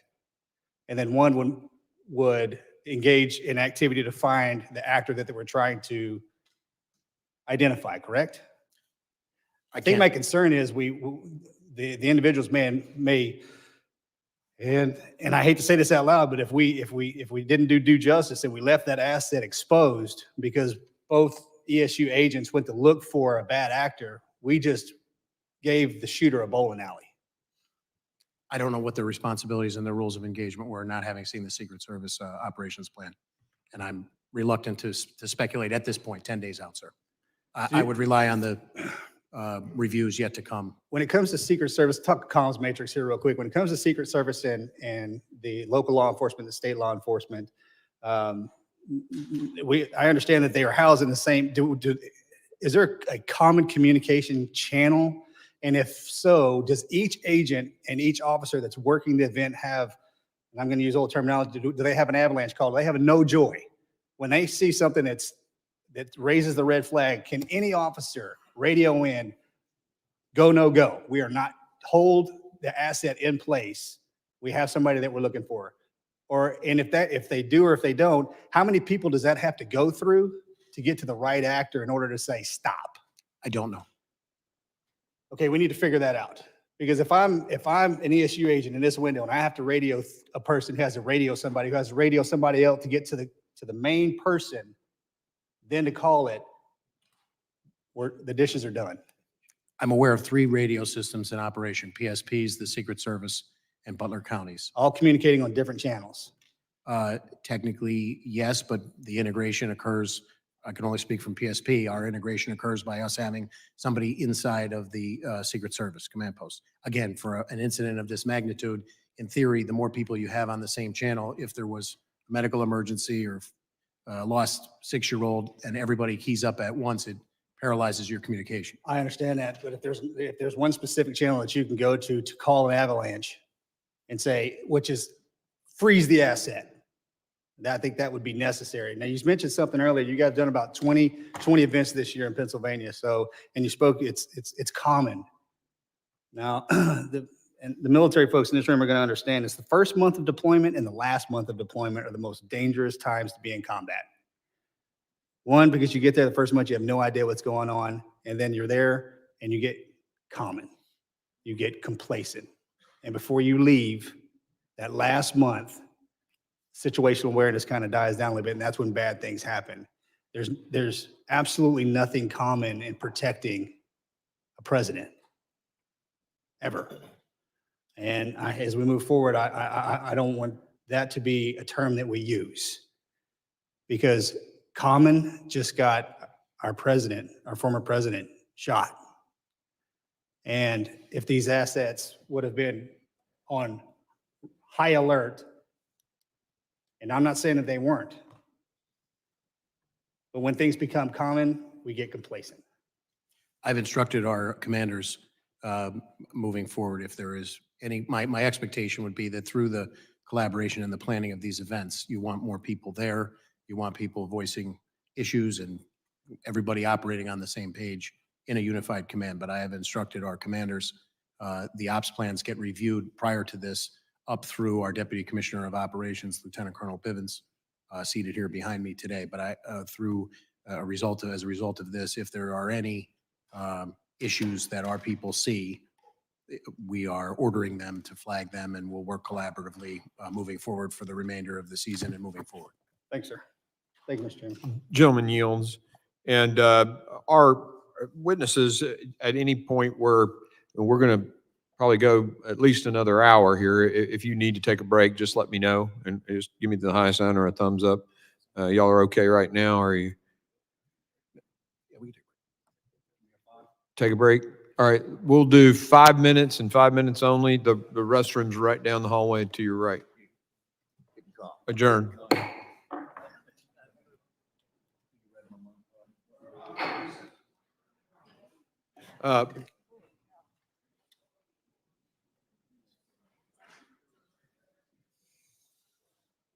Thank you. I was just having the same thought.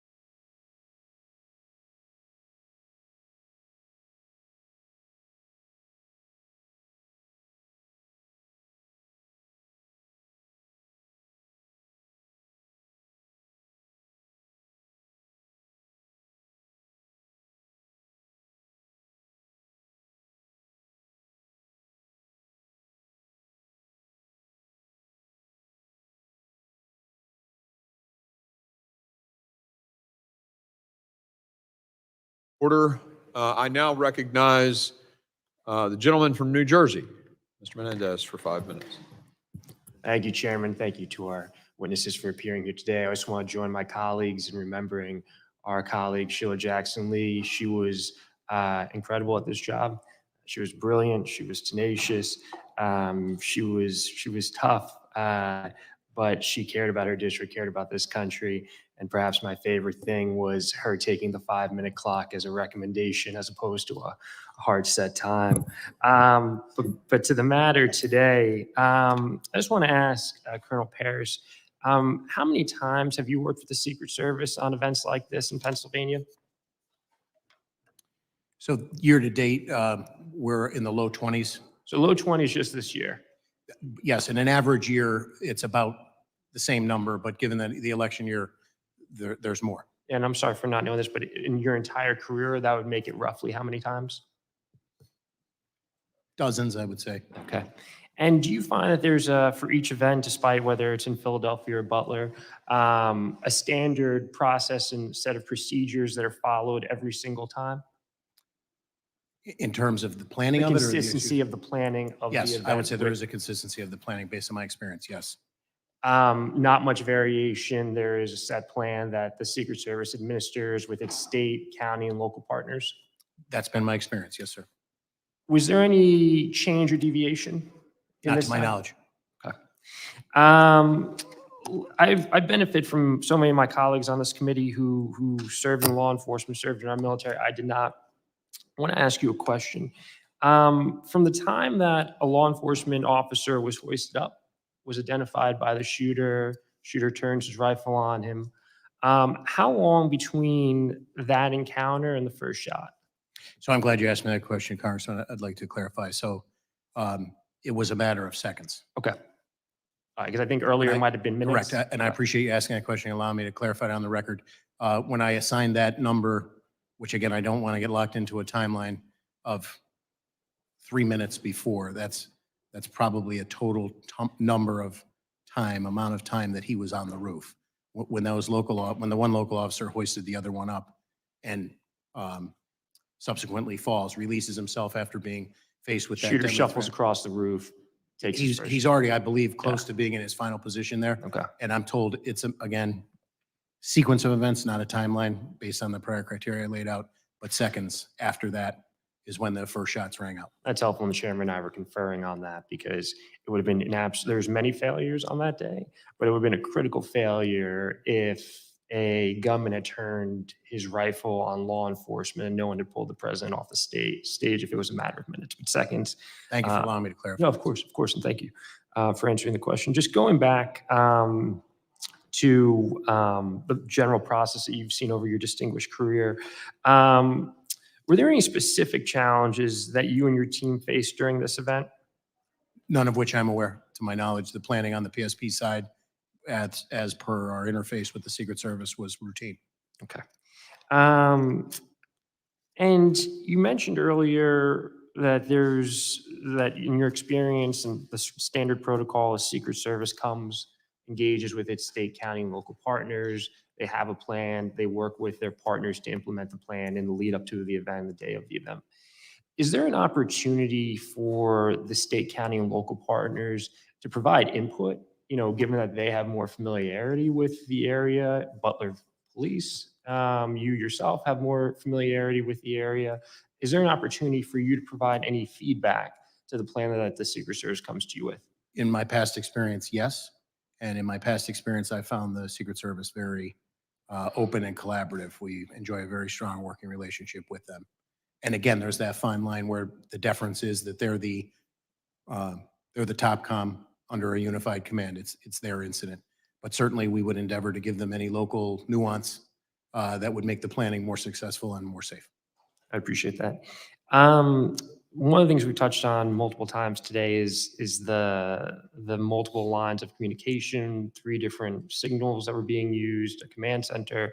In your experience working with the Secret Service, have you seen a better implementation of a more streamlined communication setup that allows the different actors the local PD, the county PD, the state police, to directly communicate to the command center? And then once there, there's a clear chain of command? I have not. The Secret Service comms is a very complex operation because of the worldwide environment in which they work. I'm in no way an expert in it. I think from the state and local perspective, our job is to try and integrate communications, and it doesn't have to be a super high-tech solution. We have people who can get a message, turn over their shoulder, and report verbally. We have radios that we can exchange, or we have a trooper with a radio assigned to another partner, be that a federal partner or a municipal partner, and those two radio communication systems can interface because of the human interaction. And I'll wrap up real quickly, Mr. Chair. And it sort of makes sense in a way, because you're going to have people doing traffic. They're going to, folks who you mentioned, a child went missing. You could have a firecracker. You could have multiple number of things that don't need to rise up, which is why some level of siloing makes sense. But we need to look at how we make it a clearer chain of communication to ensure that really important pieces of information, like identifying the shooter on the roof, doesn't get delayed in moving through those channels. So thank you both for appearing today. Thank you both for your service, and thank you, Chair. I yield back. Gentleman yields. I now recognize Congressman Ezell for his 5 minutes of testimony. Thank you, Mr. Chairman. And, we also want to thank all of you for being here today, and for Speaker Johnson for putting together a bipartisan task force to try to, so we can get as much information, find out what happened here. Today's conversations regarding the attempted assassination of former President Trump is a critical one that I pray never happens again. Throughout my law enforcement career, I held many leadership positions, and through those roles, I've coordinated with the White House, advanced teams, state and local law enforcement, and doing some of these very same similar type events. And we have one goal in mind, and that's to keep people safe. Because of a massive failure in communication, President Trump was shot from a little more than a football field away. And because of the failure of former Secret Service leadership, especially former directors, spectators were forced to do what the Secret Service failed to do, and that was protect themselves from bullets. Ultimately, this led to the death of Corey Comparator, who gave his life while bravely shielding his wife and children during this terrible thing.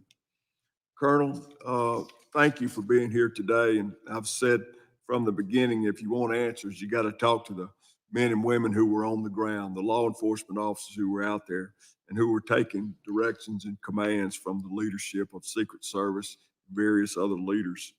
You testified that 32 members of PSP were assigned to various roles to assist the Secret Service. Is that correct? Yes, sir, I did. Your officers were assigned to various roles, but they were not responsible for securing the building or property at AGR. Is that correct? Yes, sir. The former director testified yesterday that the building was outside the Secret Service secured perimeter. Did the U.S. Secret Service leadership direct local or state police that was their job to secure the building? And if so, did they provide any guidance on this? So as I stated earlier, aside from the briefing that I received about the walkthrough, when the question was raised and the response from the advance team of the Secret Service, the agents on the pre-plan, that was going to be the responsibility of Butler ESU. I have no firsthand knowledge about any interaction between the Secret Service and any other entity, really. The Secret Service established and managed the primary command post for communications in the office of the Butler Farm Show. Is that correct? That's my understanding, sir, yes. Preliminary findings have concluded that communications were siloed and local law enforcement were not in frequent radio contact directly with the Secret Service. Local SWAT and sniper teams were on a separate radio channels from patrol. Colonel, do your radios have the capability to be programmed to be in contact with other agencies? And do you know if the officers on the ground that day had communication capabilities with the Secret Service that was on that duty that day? You're asking me a very specific question that I would defer to our Bureau of Communication Information Services. I can get you an answer as to what those specific capabilities were. Do you know if the Secret Service provided any guidance on combined communications? I do not, again, I have not seen their operations plan.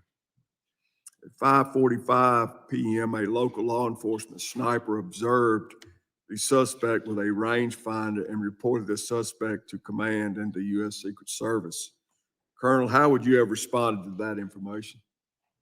So again, I certainly wouldn't articulate that at that point, a rangefinder, which could have legal and legitimate use, that is a threat, but it's certainly a highly suspicious activity that should be addressed. Exactly. Mr. Woes, you testified clear and constant communication is crucial to ensure the security of the protectee, and that local law enforcement should be part of the command post to facilitate real-time information sharing and rapid response to emerging situations. As we all know, separate communications are necessary and effective during a large-scale event like this. There's no way everybody can be on the same channel. You talk over each other, you won't ever get anything done. But there must be some clear understandings through communications at the beginning so that split-second decisions can be made, so there won't be a lapse in time and these terrible things happen. Would you like to just say a few words about that? Sir, there's no doubt when you look at how many people are involved in an operation like this, having everyone on one channel is difficult. But there are people within contained areas, and their ability to be able to communicate as things change across platforms is crucial. In this case, we know that in seconds things unfolded, and in seconds, getting meaningful communication out to people who might be able to act on that communication is vital. So I think there's avenues here. I agree that not everyone should be on the same channel, but there are certain people within certain areas and perimeters that should be having communication or the ability to communicate a little more freer. Thank you. Thank you, Mr. Chairman. I yield back. Gentleman yields. I now recognize Mr. D'Esposito, representing the New York law enforcement community as well, for 5 minutes of testimony. Thank you, Mr. Chairman, and good afternoon. Thank you both for your service. On July 13th, we witnessed the Secret Service fail to secure a Pennsylvania field and keep the former president of the United States of America and the Americans that were gathered there safe.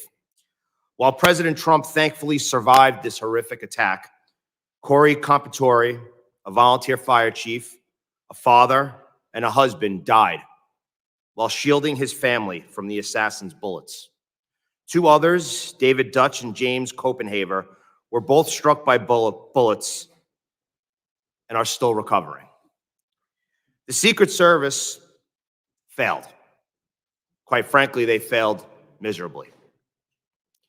And Colonel Paris, Mr. Yos, Mr. Ezel, myself, we could probably combine our law enforcement experience and have no question that there was failures that day.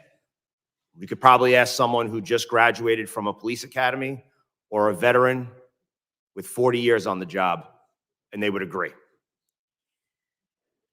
So my first question is to Colonel Paris.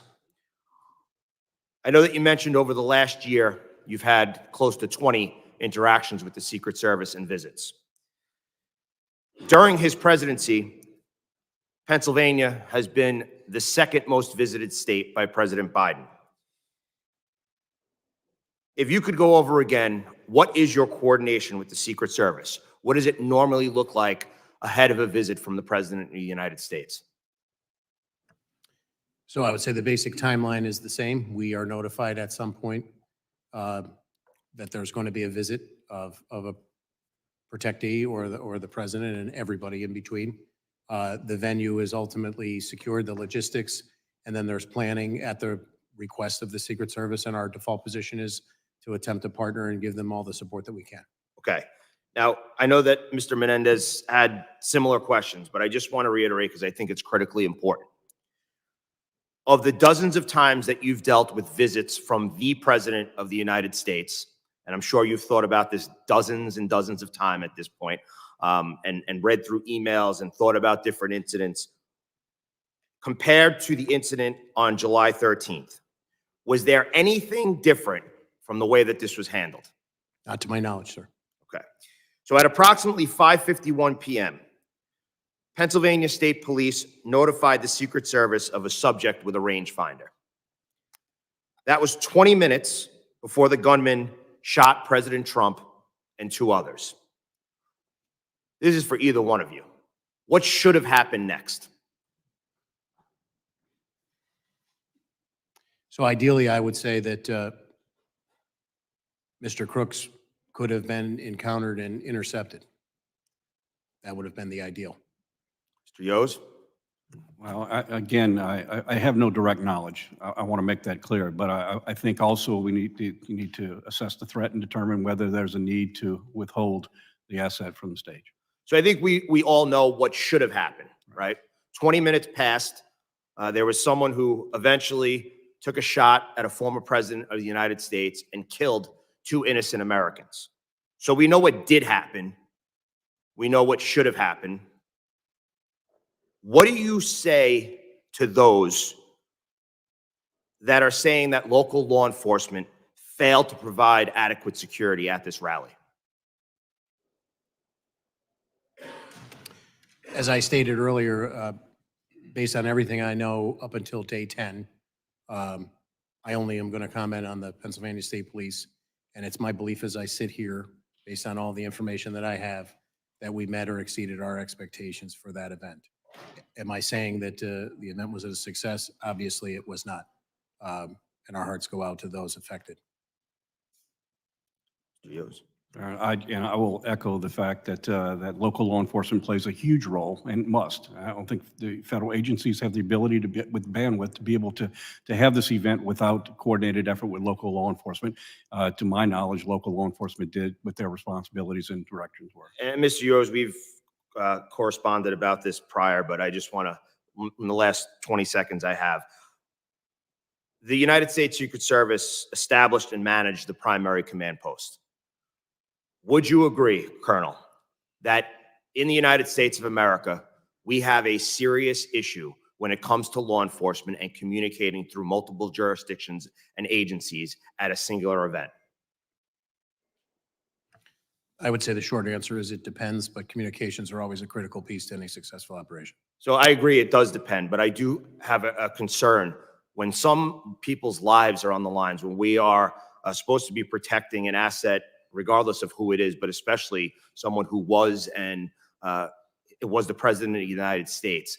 The fact that law enforcement agencies are communicating at such a critical time via text message is a problem. And it's one that I think this committee and other committees need to take a real hard look at. Mr. Chairman, I yield back. Gentleman yields. I now recognize Mr. Strong for 5 minutes question. Thank you, Mr. Chairman. Thank you for being here today. I think we all agree that none of us ever wanted to be holding a hearing like this. As we have covered, the Secret Service relies on federal, state, and local partners to coordinate and secure events to ensure the safety of its protectee. As both of you rightly emphasized in your testimony, Secret Service is the ultimate responsible and the final arbiter of any and all security matters affecting their protectee, full stop. Mr. Yos, you also went on to highlight the importance of mutual respect, trust, and shared commitment in the relationship between Secret Service, the state, and locals. I was pleased to learn that Director Cheadle has tendered her resignation. This is the first time we have seen real accountability from the director following July the 13th. It is my hope the truth will now come. Her lack of leadership following the assassination attempt has not only impeded the ongoing investigation and eroded the public's trust, but it has also the potential to erode the mutual respect and trust that are fundamental to this relationship between the Secret Service and partners they rely on. Colonel Paris, I understand that state and locals were the ones that first alerted the command center of a suspicious individual some 20 minutes before he started shooting. Is that correct? As I said before, I would agree with the sequence of events, but I don't want to go on the record with the exact time. So that's my understanding of the sequence of events. Yes. Does Sir. the Pennsylvania State Police use a digital radio system, whether it be the P25 or something of that nature? Yes, we do. and it has unbelievable technology. I know we've utilized it throughout the state of Alabama, 40 years and as a first responder to go from UHF, VHF to a digital system changes the ball game. Does the Secret Service also use a digital radio system? I would have to get you information on that. I don't know, sir. Okay, so the communication between the agencies, you start looking at it, the communication with a digital radio system, you can change frequencies, you can make a mutual frequency. Every radio you can have hundreds of different frequencies. But as far as you're not sure if they have a digital radio system or if they're using another conventional UHF or VHF frequency or something of that nature. In answer to the first part, I'm not an expert on radios. I can't render an opinion on what their system is, but the only answer I would provide is my understanding is there are certain encrypted capabilities that the Secret Service has to maintain that may provide difficulty in what would otherwise be if we had a regular incident and we were able to set up a patch to communicate across agencies. Thank you. Colonel Paris, as you just shared, after state and locals identified the shooter as suspicious, they relayed that information to Secret Service and were given a number to send their concerns to. Is this standard operating procedures to be left a phone number to give your information to rather than direct communications through radio? I don't want to say that it's standard operating procedure, but if it was a system that, or a measure that worked to push that information to the people who needed it in the most expeditious means, I wouldn't be averse to going away from standard protocols. You said that you had done this type of event with other presidents or in your state. In past history, is this how it usually was done? I can't say that I have had a personal experience about, I've obviously been present when there were suspicious people that came out over the radio and law enforcement was seeking them, but I can't say that I have a frame of reference exactly on point here, sir. Did the Secret Service provide rules of engagement for state and locals? Did y'all have to authorize a green light for fire, or do you go by your day-to-day activity where We they would go have? by the policy and regulations and state law that cover the Pennsylvania State Police. Another thing that stood out to me with a background in emergency medical services is when the president was brought off, you saw his SUV move about 20 feet and then it sat there. We watched as a lady in a skirt walked in front of the SUV. We watched as other law enforcement people, spectators, whatever. Did you notice that seemed to be a long time for the president to be sitting for someone that had taken a bullet? Did you think that was a long time? I would completely defer to the Secret Service. Thank you. Mr. Chairman, I yield back. Gentleman yields. I now recognize Mr. Crane for 5 minutes of questioning. Thank you, Mr. Chairman. I'd like the staff to go ahead and play the video that I took at the site yesterday. All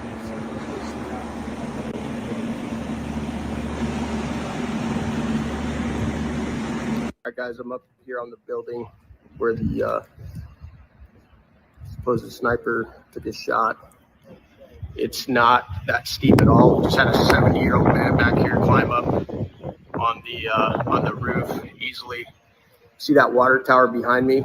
Had Secret Service or anybody had sniper teams up there, this guy wouldn't have made it 5 feet up this roof. He would have been taken out. Behind me, you see the windows that Secret Service was supposedly in the second floor of this building behind.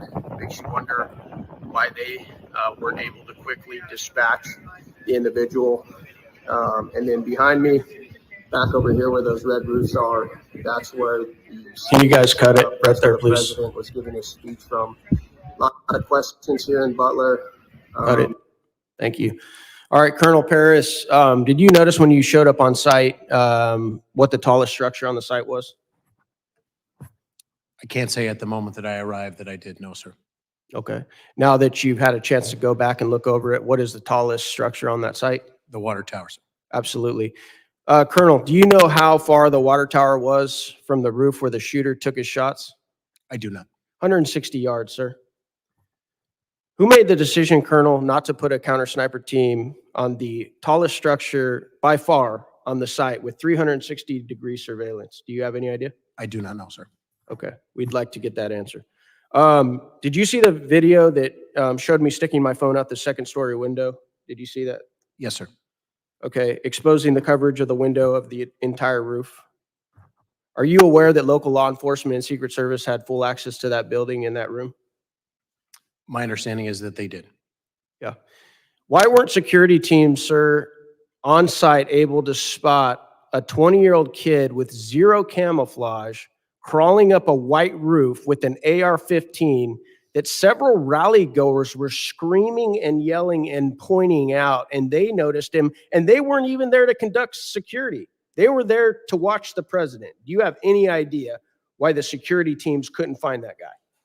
I do not, sir. Would the gentleman yield for just a Yes, second yes, on sir. that? So just for clarification, it was the ESU guys that were manning those buildings? Yep. And they left because of the call of the suspicious person. So they left their post there to go look for him. They're the same individuals who attempted to climb up the building and were scared away by the shooter pointing the gun, right? I reclaim my time. Thank you. Okay. I'm that's just fine. wondering why they weren't able to find him, because even while they were looking, they could have still looked out that window that they had access to. All right. Colonel Paris, I'm just going to say it. Are you aware, sir, that many Americans believe this was very likely not a lone shooter, but a coordinated assassination attempt? Have you been getting those messages from people like I have? I have not, sir.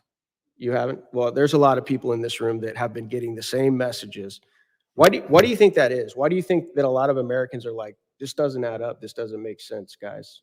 How could this many things have gone wrong, right? Like the things I pointed out, a 20-year-old kid, got 150 yards of the president of the United States with an AR-15, flew a drone to conduct site surveillance, was spotted with a rangefinder ranging targets, then lost, had advanced explosive devices on him with no military training. Nobody was placed in the most obvious spot to conduct counter sniper operations. I was a sniper in the SEAL teams, Colonel. As soon as I got out of the SUV and I saw that that water tower, I was like, that's exactly where I'd be. Put me right there. So obvious. After partisan attempts to bankrupt him, imprison him for 750 years, and countless depictions as a modern day Hitler, are you surprised, sir, that a lot of Americans are like, maybe there's more to this story? I wouldn't begin to speculate about what the American people think, sir. Colonel, did your team make entry and conduct investigation at the suspect's home prior to this shooting? Excuse me, sir? I've asked that question. Did your team make entry and conduct any investigation at the suspect's home? I believe we had people that participated in that securing of it. There were bomb assets that we provided. Mr. Chairman, can I have 30 more seconds? Yeah, I'm letting everybody kind of. Okay. On the night of. Since then, none. Did you get any reports from any of your agents of anything fishy at the home? I was briefed on. Was there any silverware found in the home or trash? I have nothing in the briefing that I was given, sir. Was it extremely clean, almost like a medical lab? Were you given any of those reports? I was not giving any of those details, sir. Okay, that's what I'm hearing. Interesting. The last thing I want to enter into the record, Mr. Chairman, this is article opinion from, I believe, the Washington Post by Robert Kagan. A Trump dictatorship is increasingly inevitable. We should stop pretending. This article compares Trump to Caesar and attempts to justify the assassination of President Trump. And I think even though we want to dodge around it and not make this partisan, I think we all know that a lot of this has to do with the rhetoric, the very violent rhetoric that has led up to this. Thank you. I yield back. Gentleman yields, and so ordered on the entry of that into the record. I now recognize Mr. Burkeen for 5 minutes of testimony or witness questioning. Thank you, Mr. Chairman. Alexandra, would you mind moving that just a little bit forward here so I can, Colonel Paris, can you see that, or am I obstructing your view? I believe I can see it, sir. Alexandra, would you mind? I'm sorry. Can we shift it just a little bit to your left, Alexandra? There we go. Okay. Better? Yes, sir. Okay. So this is a picture I took yesterday on the grounds, looking out of that second story window that has the corridor that connects the AGR building, the American Glass Research building, with where the shooter's location. I'm going to stand up and I'm going to point to the shooter's location as we were made aware. From that X is where the shooter was shared with us. His body was found. From this viewpoint, there's some videos that make it look like he's more this direction, but from the perception, it kind of is confusing. But he was more towards that opposite side. This window, second story, it's the second window from the right side. That window has this view where they could clearly, those ESU officers that were stationed, given access by the property owner to that window, could see the shooter had they been stayed in that man position. This is there moving towards the location of President Trump with the red barns back here. His stage was right in front of that. And you can see a window here that is absolutely going to obstruct the view to be able to look to the 20 or 30 different barn structures, the cattle building, the sheep building, the hog building, the rodeo arena by the pond. The many structures, there's 50 buildings within a 500-yard radius of where President Trump was at. So many vulnerabilities. Do you see a problem with that window being in the way of someone being able from this position to be able to take care of the asset? A casement window would present a tactical concern for full field. And I understand potentially, this was air conditioning on top of this second story building wasn't, and so maybe that was a consideration. But ultimately, Secret Service is the one who made the determination of placement or contacting or making sure the plan was in coordination with the property owner for gaining admittance from the property owner for this second story window. Is that correct? That was Secret Service's plan. Correct. Ultimately, it's on It's on Secret Service for that plan. All right. My question is, if it's their plan, did they not indicate that someone had to stay manned in that location? Because we're being told that when the two officers, local PD, were trying to lift themselves on the opposite side to get a look at the gentleman, and he turns his gun and they dropped off the building. This would have been a perfect opportunity. Someone would be on a radio. They could have taken him out from this location. Did the Secret Service plan not include directives from staying in those positions? I don't know, sir. You don't know. All right, here's another question. With the 2 minutes that you said that there was an opportunity from the time that they were hoisted up, looked at the shooter, you're given the responsibility, it's just as delegated in the outer perimeter, to secure the area. Why weren't they able to immediately call their supervisor, who would then be authorized to issue a hold on the asset or a get him off the stage call? Why does it have to be, as your testimony says, they took a picture, sent it to Secret Service 20 minutes before the incident of the shooting, and they have to wait for a response? Why is not the line of communication? I understand they're on different radio frequencies. Why were they not empowered to say, if we send something suspicious, then state police, local law enforcement, sheriff's department, each one, the head official of each one of those departments, if we entrusted them with enough responsibility to secure that environment, then we ought to give them the responsibility to issue a hold call because of something that they see as a threat. Are they empowered to do that, or does it have to all go through Secret Service to issue a hold? I can only say what I know about the state police operations plan, and I do not know the answer to your question, sir. So I do not know the answer. I don't know what the protocol would be to issue the hold order. And just as a point of clarification that I tried to clean up with the congressman from New Jersey before, when the two municipal officers one was hoisted. Can I jump on that 2 to 3 minutes, because I got limited time here? Just to make sure, that was seconds before. That was seconds before Crooks started firing. Okay, you had said earlier today it was 2 to 3 I minutes, wanted to but make you're sure saying I cleaned seconds that up for before. the second time. Yes, sir. Okay. But even if they're hoisting, your testimony today, if I understood you correctly, it was two different officers that were hoisting to get a look at him, not the ones who were manned in this view. That is my understanding. Yes, sir. Okay. So had they remained in there, they immediately would have seen the incident taking place if they were on the same line of communication, and they could have taken the asset out. I'm remiss to say that because I don't know what their general rules of engagement and assignment were from the Secret Service. Just looks to me like a major breakdown of communication. This procedure looks to me like it is lapsed with the ability of someone who, if they entrust them with the ability to secure these perimeter, they ought to be empowered enough to be able to give the authority on their comms to issue a hold. I don't understand that. With that, I yield, Mr. Chairman. Gentleman yields. And I'm going to say this because I have thoroughly enjoyed both of your testimony today.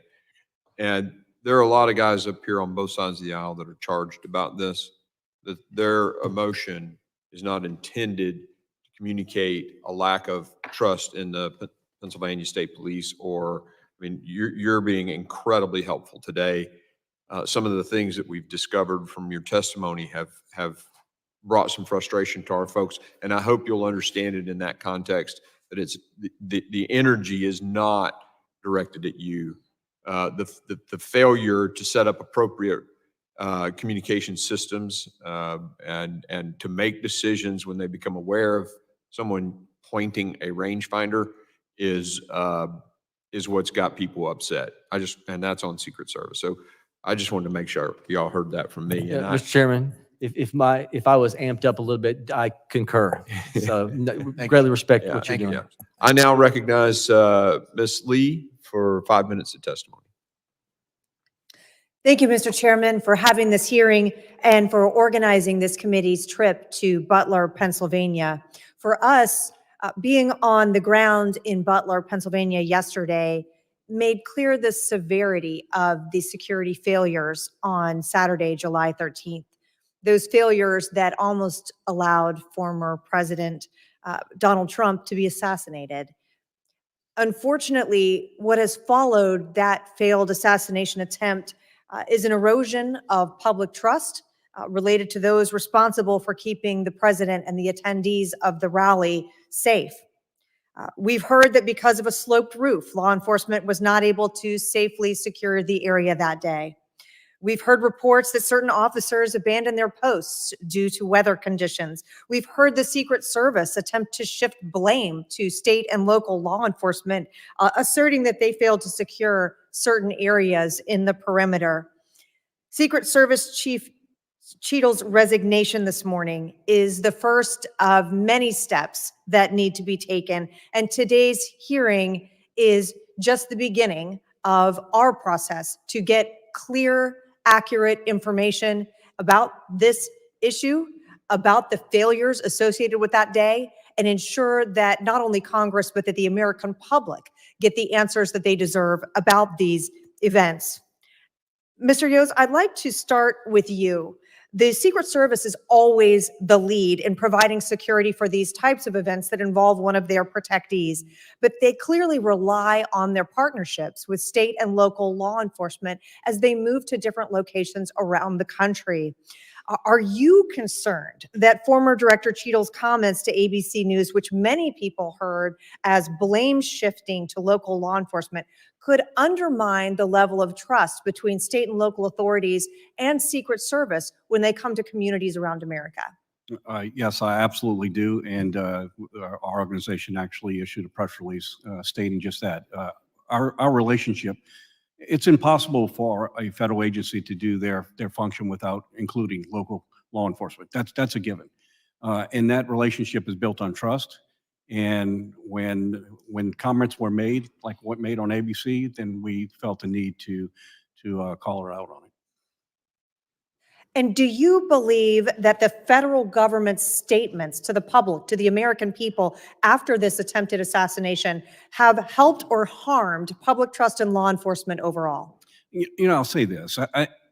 The very powers that we have, or the ability to do our job as law enforcement officers, is directly related to trust. And in an investigation, there's a fine line between what you do in order to protect an investigation and also be accountable to the public you serve. And when you don't walk that fine line, then it does create distrust, and it does cause a lot of confusion. A lot causes people to fill in their own blanks. And as a result, this is what we see. Sharing accurate information is important to keep everyone informed so that it doesn't run in different directions. And as the American people wait for an after-action report, what can or should law enforcement agencies at any level be doing to address concerns about transparency and protect that public trust? Well, I'll start right here. I mean, you have the Pennsylvania State Police. It filled in a lot of gaps that should have been filled in a long time ago. This is information that should be known to everyone. It is essential facts. It doesn't change. It is what it is. And sharing this information lets everyone know exactly what occurred and gives us some insight of things that we need to correct. And you've been here now throughout this day, throughout questioning from a number of members of this committee. As this committee continues to investigate the failures that resulted in this shooting, what are some of the key questions that you believe should be asked about the assassination attempt, as well as the management and organization of Secret Service more broadly? Well, again, I have to be upfront in the fact that I have no direct knowledge to this incident or things that unfold. I'll just speak in just general terms. The first question that I think we all need to ask is, with so many elevated positions available, what steps were taken to protect those assets? I don't know the answer to that, but there were a lot of places. I mean, we learned a lot of lessons going back to President Kennedy. Higher locations create unique problems. And as a result, they should have been part of any action plan. I'm not saying they weren't. I'm just saying that we see the end result of what happened here. So obviously we have a failure there. Thank you, Mr. Chairman. I yield back. The gentlelady yields back and now recognize the gentleman in whose district this tragedy occurred. Fine representative from Pennsylvania, Mr. Kelly. Thank you, Mr. Bishop. I appreciate Chairman Green's allowing me to be here, and then also to be in Butler yesterday, where it's my hometown. I'm 4 miles from this location. My concern actually started on July the 5th when I was told that former President Trump was coming to Butler, and I said, that's great. And they said, yeah, and he's going to be at the Butler Farm Show. I said, you must mean the big Butler Fair. They said, no, the Butler Farm Show. I said, who did a site visit? The answer is, we've already made our determination. My question was, so then what you just told me is nobody's been to that site. I will just tell you right now that what you are planning there is not proper for the crowd that's going to show up. At that point, the person on the phone said, Mr. Kelly, there'll be 6,000 or 7,000 people there. I said, well, that tells me even more about the fact that you have no idea where you're going. And historically, what has happened whenever the President Trump had come to Butler, we got 55,000 people at that rally. And he said that was before, when he was president. He's no longer president. So being there, not only just myself, but also my wife, 3 of my grandchildren, and 1 of my sons, and so many friends that were there that day, I think it all comes down to the same question that we always ask when we get to these situations. What did we know, and when did we know it? And I think forever now, people are going to look at what happened and say, we knew there was something wrong. We could see it. I would just put to you that had we acted quicker, Mr. Compratore would still be alive today. President Trump would not have been wounded, and 2 other people who were that day would not have been wounded. And in a greater sense, the American people have been wounded in a way that they have lost faith, trust, and confidence in how we protect certain people. This goes far beyond that, and I appreciate you both being here, and I'll tell you what, you really have given us testimony based on what your whole careers have been about, and that is protecting people. For some reason, on July 13th, we knew something was wrong. Every person I've talked to that was there that day or responsible for protection says, we did our job. And I said, so then you're saying that somebody else didn't do their job? And the answer is, well, that's to be decided later on. So I would just say, first of all, I meant what I said. I think the American people now are deeply wounded, and the faith, trust, and confidence we need to have in our government has been fading for too long. I was there with the Pennsylvania State Police. I've talked to the Pennsylvania Police since then. Mr. Yost, thank you for your career. But at the end of the day, we don't have the answers we need to have. And I said it earlier, and I mean it. There is no reason for Corey Compratore to be dead today. There is no reason for President Trump to have been wounded, or 2 other members in the audience that day to have been wounded, had we done what we knew before we let it go any further than that. That could have been stopped early on. Nobody can convince me that when people see somebody on the roof of a house, of a building, and pointing to him and yelling, there's somebody up there, it needs to be taken care of. And other people who were there, that eyewitnesses said they watched him go onto those grounds. And every time they said, there's something wrong, somebody is going in the wrong direction and shouldn't be there. And the answer comes down, you don't know what you're talking about. There's nobody there. So as we continue looking at this, and I think that we have a lot of testimony today, and again, I thank you for being there, but I just submit to you that the victims of that day, innocent people, none of it had to happen. We knew beforehand, and we could have prevented it, but we failed to act when we should have acted. So I appreciate your careers and everything you've done. And Chairman, I appreciate the fact that I've been able to be here today and that you came to our town yesterday, in a town that I have lived. This spot is a place I've been at many, many, many times. I just cannot understand why we didn't act when we knew there was something wrong. At the very least, they could have taken President Trump off the podium, and some of the other activity after that never would have taken place. So thank you for having me here, and thank you both. Colonel, Mr. Yost, thank you so much for being here. I appreciate it, but there is far, far more we have to learn. Thank you, sir. Thank you. We're going to do another round of questioning, and I don't know, Mr. Gray, if you're going to want to ask any other questions. Or, I'll have a couple, okay, sir. sounds good. So you'll follow me, and then we'll go around. I just want to get back to this text message that was sent at about 20 to 25 minutes prior. That text message was a picture of Crooks. Was it a picture of him pointing the rangefinder or of him just looking suspicious? Chairman, I have not seen the picture that was sent, so I don't know. But my understanding is, to the best of my briefings, it was the pictures that were initially taken by Butler ESU. Okay, so that was the 62-minute prior. Okay. At 20, 25 minutes prior, though, someone saw him pointing a rangefinder and taking range estimation or range readings, right? I don't want to speculate as to what he actually was doing with the rangefinder, but the rangefinder, my understanding is, was the heightened suspicion. Yes, sir. And he was pointing it. I mean, because a rangefinder, I guess you can have it digital and do it like this, but there are also rangefinders you look through and you have a reading. Do you know description I do of the not rangefinder? it was not briefed to me. I can't Okay. But there was concern, and that was relayed to the command post, and that was a PSP guy in the Secret Service command post via a text message 20-something minutes before, and you think it included the fact that the guy had a rangefinder. My understanding is, yes. Okay. Okay.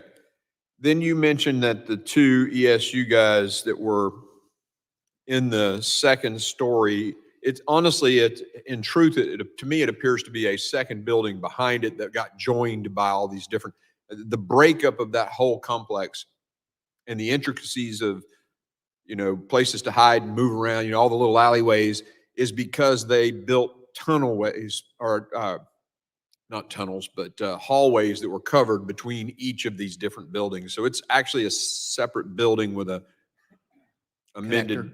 Yep. So there are two guys in that building. They leave to go look for the guy, the suspicious person. My understanding is, yes, according to interviews. So they were not manning. They did not have oversight on that rooftop because they were out looking for the guy.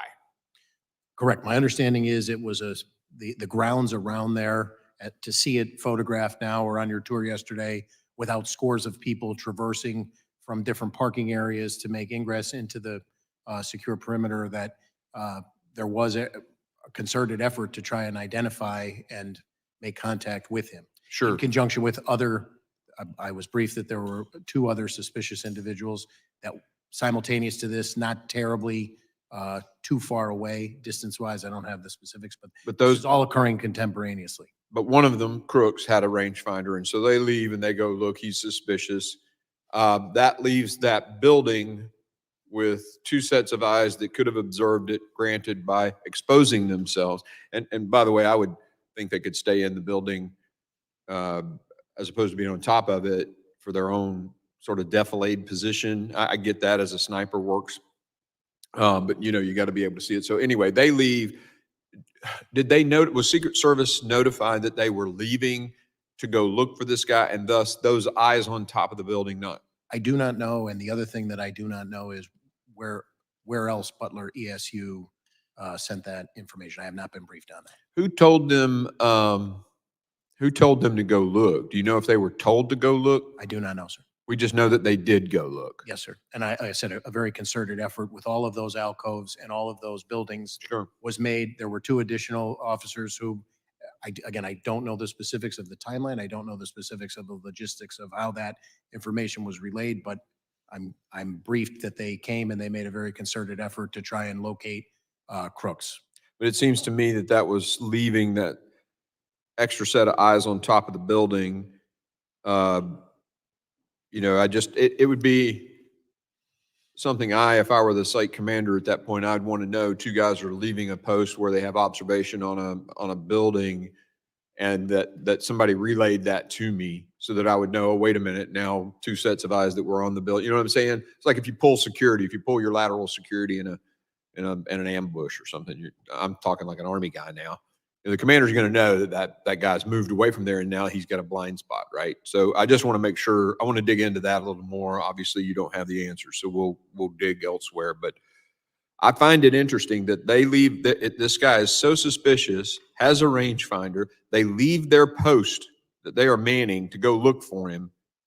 Yet Secret Service, and they get told about it 20 to 25 minutes beforehand, but Secret Service still lets the president go on the stage. I'm just totally blown away by that. But again, there's more details to be had. Thank you for being here. I really appreciate it. I'm going to turn it over now to the ranking member for his 5 minutes of questioning. Gentlemen, thank you for being here today. Commissioner Paris, Mr. Yost, we're looking at a rearview mirror of what happened. A lot of good questions from both sides of the aisle. Commissioner Paris, you don't have the luxury of time. You're protecting governor, and you'll be protecting high-profile candidates in your battleground state, like right about now. I'm trying to figure out how we help you do your job a whole lot better. Mr. Kelly, his line of questioning was interesting, and I considered it important because that's his background, that's his backyard. And he asked, who decided the site of the event? It's a good question. Bigger question is, who okays, who approves the site of an event? And I come back to what I said earlier, which is one of those officers on the ground said, Lou, he said, who's in charge? The Secret Service says good or bad. Does the campaign they then say good or bad, or does the campaign have the ability to override the Secret Service at an event? And I ask this question from you, Commissioner Paris, you're going to have to make these decisions here real soon. Because if I'm here where you're at today you've learned some lessons. The 13th to today, we've all learned some lessons, and you have to execute, sir. And it's not your responsibility. It's not our responsibility. It's all of us, our responsibility. And I want to know how we can help you clarify these lines of command, so to speak, to make sure that we minimize the possibilities of this happening again. Who makes the decisions? Who's in charge? What are the lessons we've learned today, gentlemen? Sir, what is it that we can do to make sure that it's not going to be on your shoulders? You're not going to be able to resign. You have to execute, please. I appreciate your comments very much. I can say that through the governor and the legislature in the Commonwealth of Pennsylvania, we are very supported, and we have the resources, I believe, moving forward to rise to the occasion. The Secret Service remains the agency with the most experience traditionally when you talk about organizational knowledge to carry this forward. Responsible for the Pennsylvania State Police, I pledge that any and all support that we can give to keep all Pennsylvanians safe, which is what 6,400 civilian and enlisted Pennsylvania State Police show up every day to do, we will do. We want a robust republic, and we want to secure people's ability to express their views. And we have worked diligently and will continue to work diligently to make sure that that happens, sir. Commissioner Paris, you are the thin blue line. Keeps us safe. Secret Service is an even thinner line that keeps, in many ways, our democracy functioning, protecting us. They have to score 100%. They cannot let one bad thing happen as they did on the 13th. I want to make sure that we know that we give the Secret Service the ability to make those decisions when it comes to the safety of our candidates and elected officials. And for the third time, I'm going to repeat those words that were told to me by an individual, law enforcement individual on the ground when he said, Lou, who's in charge? Is it the campaign or is it the Secret Service? And I'd like to get to the bottom of that and make sure it's the Secret Service that's in charge. I don't know who is in charge, and I hope to God that we do find out. And I hope it's a Secret Service. And if it is a Secret Service, that reaffirm that they are in charge, because the buck stops somewhere, and it's got to be here. This committee, the government, with us in Congress. Gentlemen, thank you very much. And Mr. Chairman, I yield. Gentleman yields back. I now recognize myself for 5 minutes of questioning. Colonel Paris and Mr. Yos, I appreciate your patience in being and continuing through this questioning. And I would submit that I think your candor, Colonel Paris, has been very refreshing, and it paints a clear contrast from the what was the testimony of the director of the Secret Service yesterday, who's now resigned. But her resignation doesn't resolve a thing. And in fact, the criminal investigation that your department is undertaking, that presumably Butler authorities may be involved in, FBI is undertaking, those don't really resolve anything. They affix criminal liability of someone who's presumably, if they acted alone, is dead. What is the most important issue is we have a national security crisis. We have right now, the only person who's been inactivated, as I understand it, is the sharpshooter who took the perp out. The people who made what appear to be unbelievably horrendous decisions. You can't even imagine. It boggles the mind, the decisions that were made. They're still in place. And we have multiple protectees moving around the country every day. And those same people, I don't even know if they've changed anything about what they're doing. Presumably you would think so, but we don't know that. So I think we need to learn as much as possible from you. I will say, as a note of departure, I don't think, from what I've heard, you've made pretty clear the Pennsylvania State Police didn't do anything wrong. I don't know whether Butler County ESU might have done something wrong. So let me bear into that. Okay, all right. But it's clear to me as a bell that Secret Service, and that's everyone's characterized as a colossal failure because it's obvious to everyone concerned that that's the case. The two who were, I'm going to get one thing I understand transpired while I was absent from the hearing for a bit.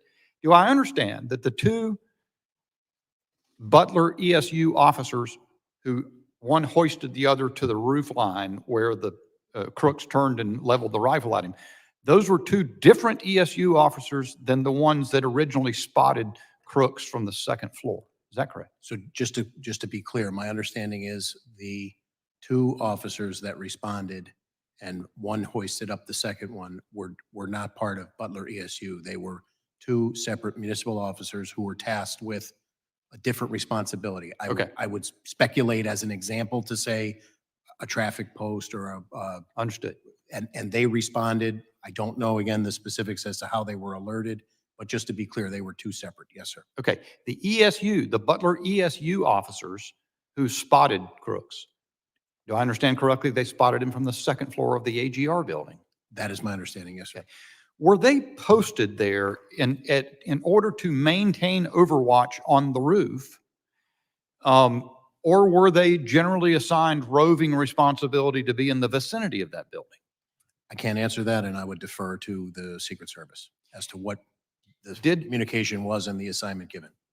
Yeah, put that picture of the building up. I see that because I asked for it. I don't even know if I'll fit it in at this point. So that's, yeah, you see, so the Crooks was on the building directly facing the camera here. And you see the window open to the left. That's the second story of the AGR building where those ESU officers spotted Crooks, correct? That's my understanding. Okay. Did they advise their senior, their command that they were departing that location to look for Crooks? Do you know that? I do not know, sir. Why did they stay away from that position for so long? If I understand correctly, the picture of Crooks was texted about 20, 25 minutes ahead of the shooting. Is that correct, first of all? Could you ask me that one more time, sir? I just want to make sure, because Was the picture of Crooks that they took, did they take that picture and send it to up into their command about 20, 25 minutes before the shooting? What I want to be specific about is when the PSP member in the command post received it. And I believe that's in the vicinity of 20 to 25 minutes, with the caveat prior put on the record about a series of events, not a timeline minute by minute. So you don't know whether they... I don't specifically know. I believe the pictures of Crooks were taken at some point before that, when he was identified as being suspicious based on my prior testimony from the briefings that I had, because he was... Okay, I get it. At least we've got a fairly long numbers of minutes, 10, 15, 20 minutes. Why did they not return to that post? Do you know that? I do not know, sir. My understanding is that there was a very concerted effort at that point to actively search and locate him and dispel that suspicion. You mentioned that you have asked for, not received, I don't know what you call it, the site plan, but from the Secret Service has not been given to you. Has there been anything else that you've asked for in the course of your investigation that's been denied or made inaccessible to you other than the site plan? Again, I want to be clear. No, I'm not aware of anything else that we've asked for, and we have not been denied.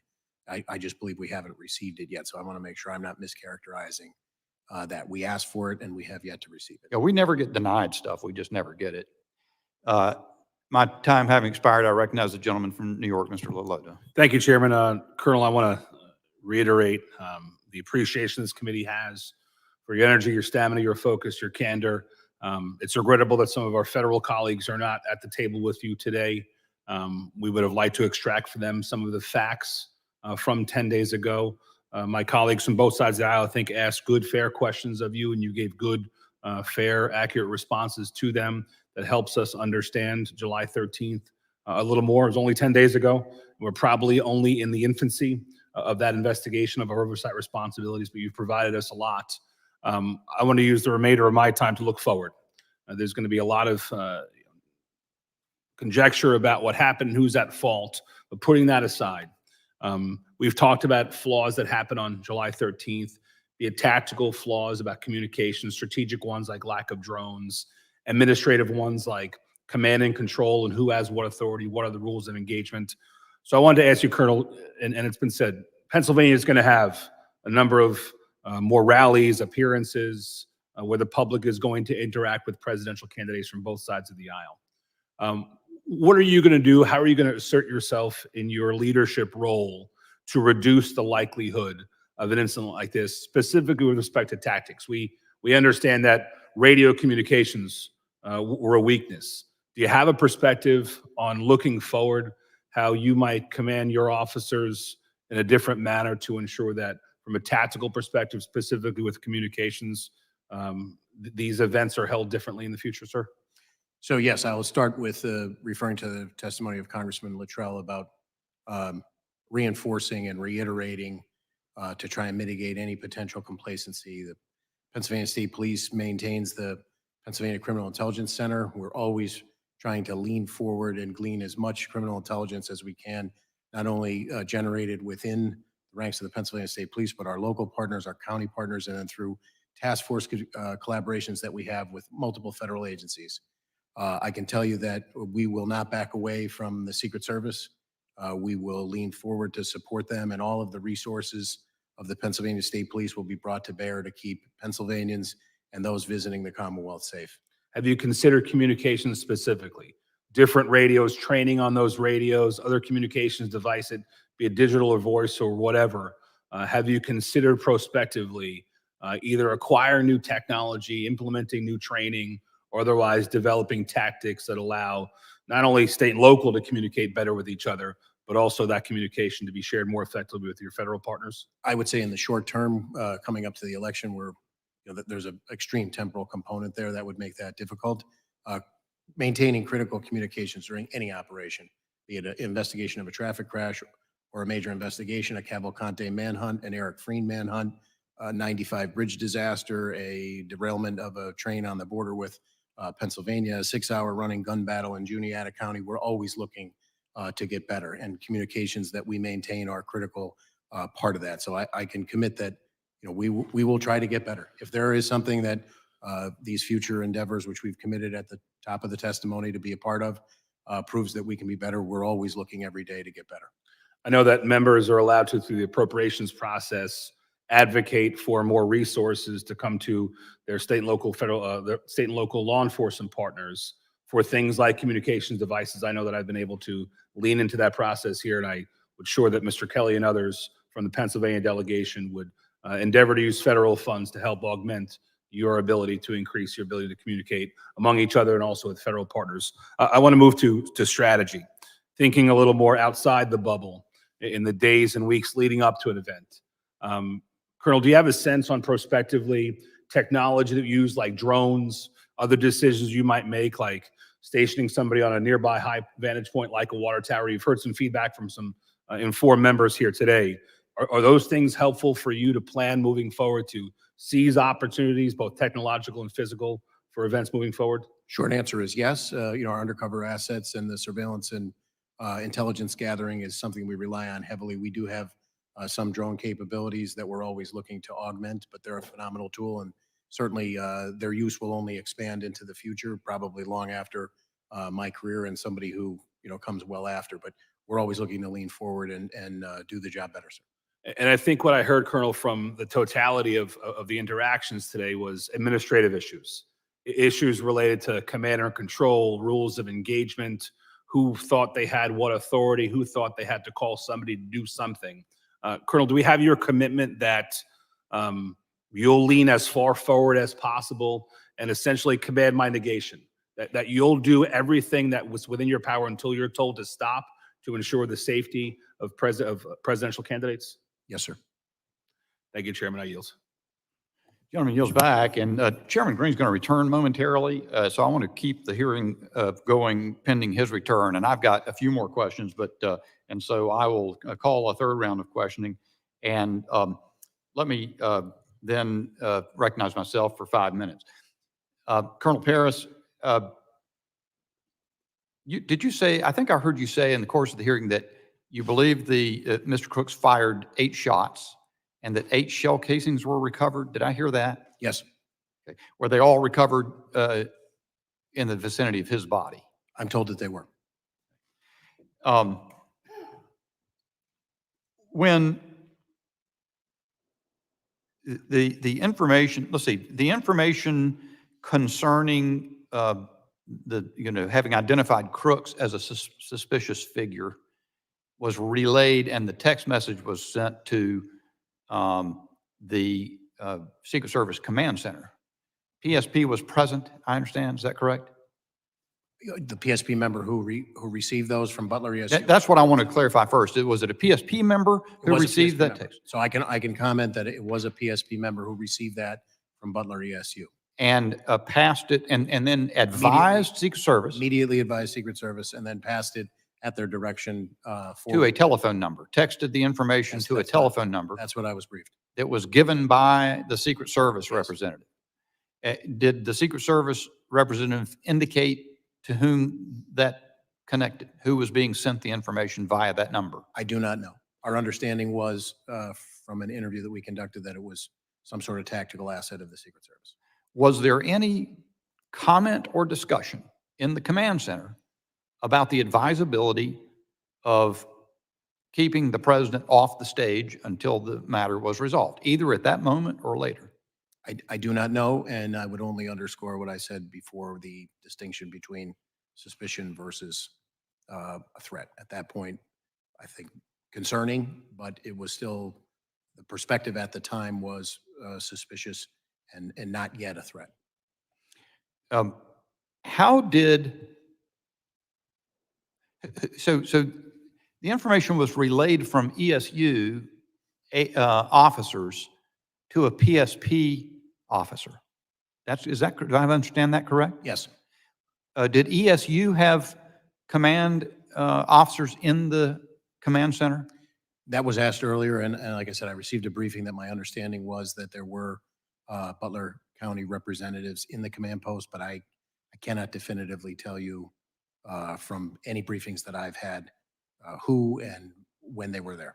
Do you have any insight why the Butler ESU officers transmitted that information to a PSP representative rather than to a Butler ESU representative in the command center?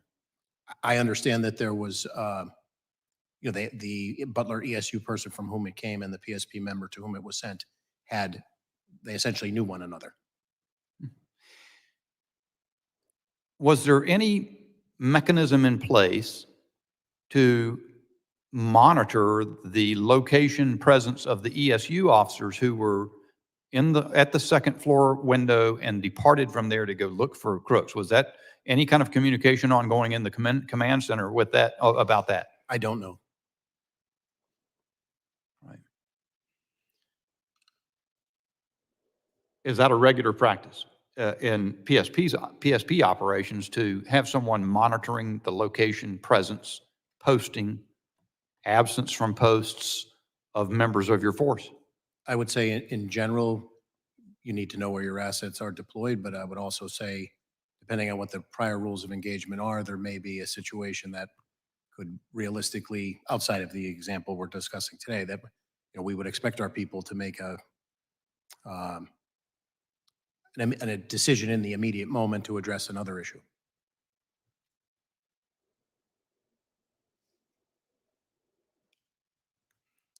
All right, I yield back and recognize the gentleman from California, Mr. Correa, for 5 minutes. Thank you, Mr. Chairman. Again, gentlemen, thank you for being here. Something Mr. LaLota said that I want to emphasize and underline, which is, gentlemen, I hope you lean forward when it comes to making decisions, making what your gut tells you is the right decision when you're out there trying to protect American lives, especially those of candidates. The situation is an interesting one because in this committee, we have been talking about domestic terrorism as being a bigger threat to the United States than foreign terrorism. And I would imagine, based on the facts that we know them today, this is a domestic individual that God knows what motivated him to do what he's doing. He was looking up information according to what I've read. He was looking up both Democrat and Republican candidates. God knows what set him off or where he was going, or what targets he was really focused on other than possibly the opportunity. This is not good news because this is essentially a lone wolf, it would appear, that just God knows what motivated him. And I'm bringing this up because, Mr. Yost, you represent thousands of police officers in this country. A lot of them doing the job to the best of their abilities. And yet these are challenges that are very hard to take on. How do you, based on what your officers say out there, what is it that we can do to make your job better? What is it that we can do to begin to get a grip on these lone wolf attacks that are domestically motivated and grown? Well, sir, I'm not too sure I have an easy answer for you on that one. I will tell you that we live in extraordinary times right now where we've gone from talking to people to talking at people. And I think what you see over a period of time, this is eroded to a part where I think through social media or whatever events, we built a community around our own belief systems. And I think that in some ways is what empowers some people who act out on things. We may never understand why some people take the actions they do. I think we're just in some extraordinary times with so much hate in our country. And that's across the board. As a law enforcement officer, we went through that period of time of the dehumanization of law enforcement. It certainly took a toll on us as a profession. I'll give you some examples of how dangerous it is to be a police officer right now. Last year, there were 378 officers that were shot in the line of duty. 60 died. And the number of ambush attacks on law enforcement officers were over 100. That's last year. This year, already the first 6 months, we're at 200 officers have been shot in line of duty. Last year, Was 376. and this year we're at, This year, we're at 200 just in the first 6 months. So we're on par, or it will exceed what last year's been. There's just so much hatred in our country right now, and I think that I agree with the statements made by pretty much everyone in this room. We need to turn the rhetoric down. I think it's not serving to anyone. The hatred that we have across this country is permeating into everything we have, and that's everybody owns a little bit of responsibility with it. We need to focus on finding solutions to problems rather than blaming others for what the problems are. I know that that's not your question, but I think it. well, actually, you are answering my question, sir. I'm sorry, what? You are answering my question. Yeah. So what can be done, sir? We really need to turn the rhetoric down. We need to recognize that in reality, this is the reality when it comes to law enforcement. The majority of violent crime in this country is committed by a small percentage of people. And when we're able to separate them from the people that they prey on, we impact crime. We struggle in this country because law enforcement officers are doing their job to try and separate that. But I think our system is just so many layers in it that shows that it's fractured. And we really need to get back to the real business of protecting the people we serve. That's the end of the day. That's what's most important. And so we live in some extraordinary times. I look at what happened here on the political stage. It doesn't surprise me because this has been happening across our country, across a number of individuals. Commissioner Harris, any thoughts? I would just say that we endeavor to try and be the most professional that we can to earn that respect every day. I think every encounter of the millions of calls of service that troopers answer across 45,000 square miles of the Commonwealth is an opportunity to establish that relationship and be professional and do the right thing. And that's what I think, sometimes the more complex the problem, the more simple the solution in terms of keeping our focus on being professionals, doing the right thing at the right time, and showing up every day and earning it. If I conclude by saying that thank you for your service to our country and to our communities, keeping us safe, and consider us, I think I can speak for everybody up here, consider us partners of yours. Work with us, talk to us, not at us, but with us, so we can figure out how to solve some of these issues.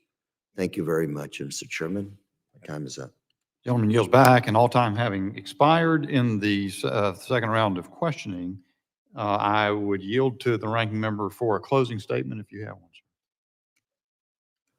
Thank you, Mr. Chairman, and I do. And again, to repeat myself, thanks our witnesses for being here today. And I want to thank our chairman for calling this most important hearing.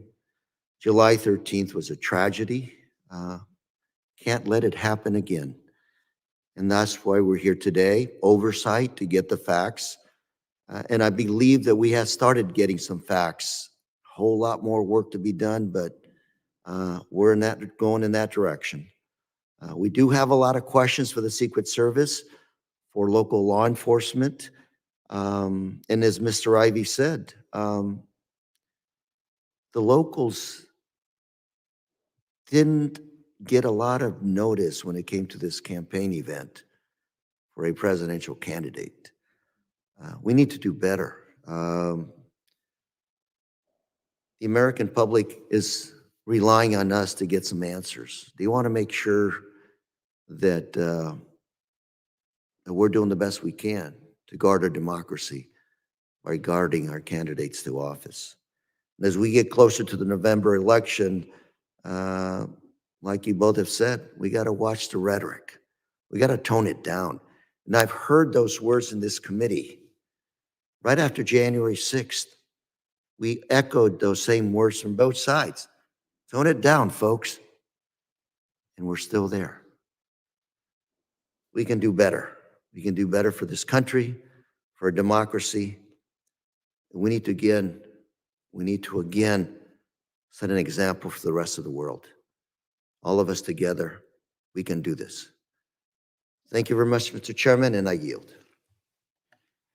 I thank the gentleman, and I'm going to give the chairman's closing statement for him, but it's prepared here, and I think that is the appropriate way to end. Before I do that, I want to say thank you to the witnesses, especially Colonel Paris. I will say that in the North Carolina Highway Patrol is an institution in my state that I have not, until I had occasion to serve in the legislature and then subsequently run for Congress and serve districts that have constantly changed in North Carolina. And I have seen institutionally how the State Highway Patrol has then fed the sheriff's offices over the course of time with the elected sheriffs who've come up in that institution. And I don't know that much about your organization, but you remind me of the fine men and women of the North Carolina Highway Patrol, and I really do appreciate your candor. Tomorrow, the director of the FBI, Christopher Wray, will be testifying before the Judiciary Committee, on which I also serve, and I hope he'll be candid. I believe there are moments when the sanctity of criminal investigations needs to be tempered by the fact that the nation needs answers to a national security crisis, as I suggested before. You have been candid while still protecting the sanctity of the investigations that are ongoing, or of which your agency is a part, and I appreciate that very much. So during this hearing, we got the news that Director Cheadle resigned. After refusing to give straightforward answers to Congress and the American people about the Secret Service's failures on July 13, seeing the chairman return, I'm going to pause and let him give his statement, which I had commenced. Closing for me there.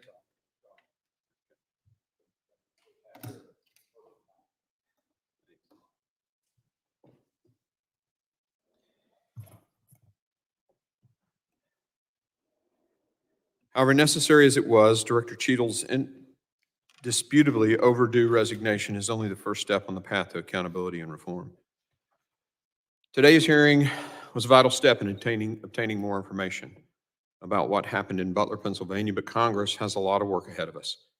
I think today, as we've questioned these professionals who've served their communities and their states for their lifetime, we've discovered a lot of facts, particularly about the operation. Yesterday when we were on the site, we learned about the planning failures.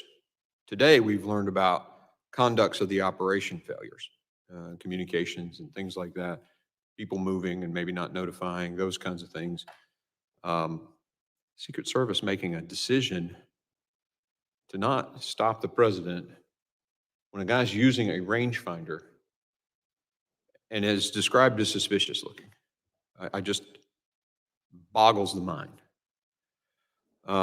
We're going to continue to investigate the failures of the Secret Service. Our mission is very clear. We've got to get to the bottom of it. This can't ever happen again. I want to thank both of you for serving and for a very long testimony today. Thanks for sticking around and letting us. We're going to have lots of other people come in here, and we're going to get granular on all of this stuff.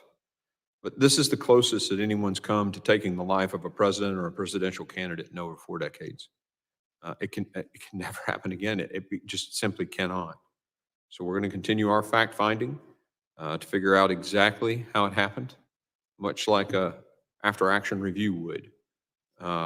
Identify all those areas and ensure that Secret Service whomever steps up to take that leadership role now does so and addresses these things. Again, thank you, gentlemen, for being here. And if there are members, what often happens in our committee hearing, they'll have questions that come to them. They have a few days to generate written questions. Would you be open to us sending those to you and you just send a letter back with the answers in writing? Okay, thank you. I appreciate the affirmative nods. Again, thanks for being here. And I think both sides of the aisle did an amazing job. And you made some closing comments, Mr. Gray. Did you get a chance to? Okay, I'm sorry I missed them. I'm sure they were. Second shot, I can repeat myself. I'll go watch the tape. The committee stands adjourned.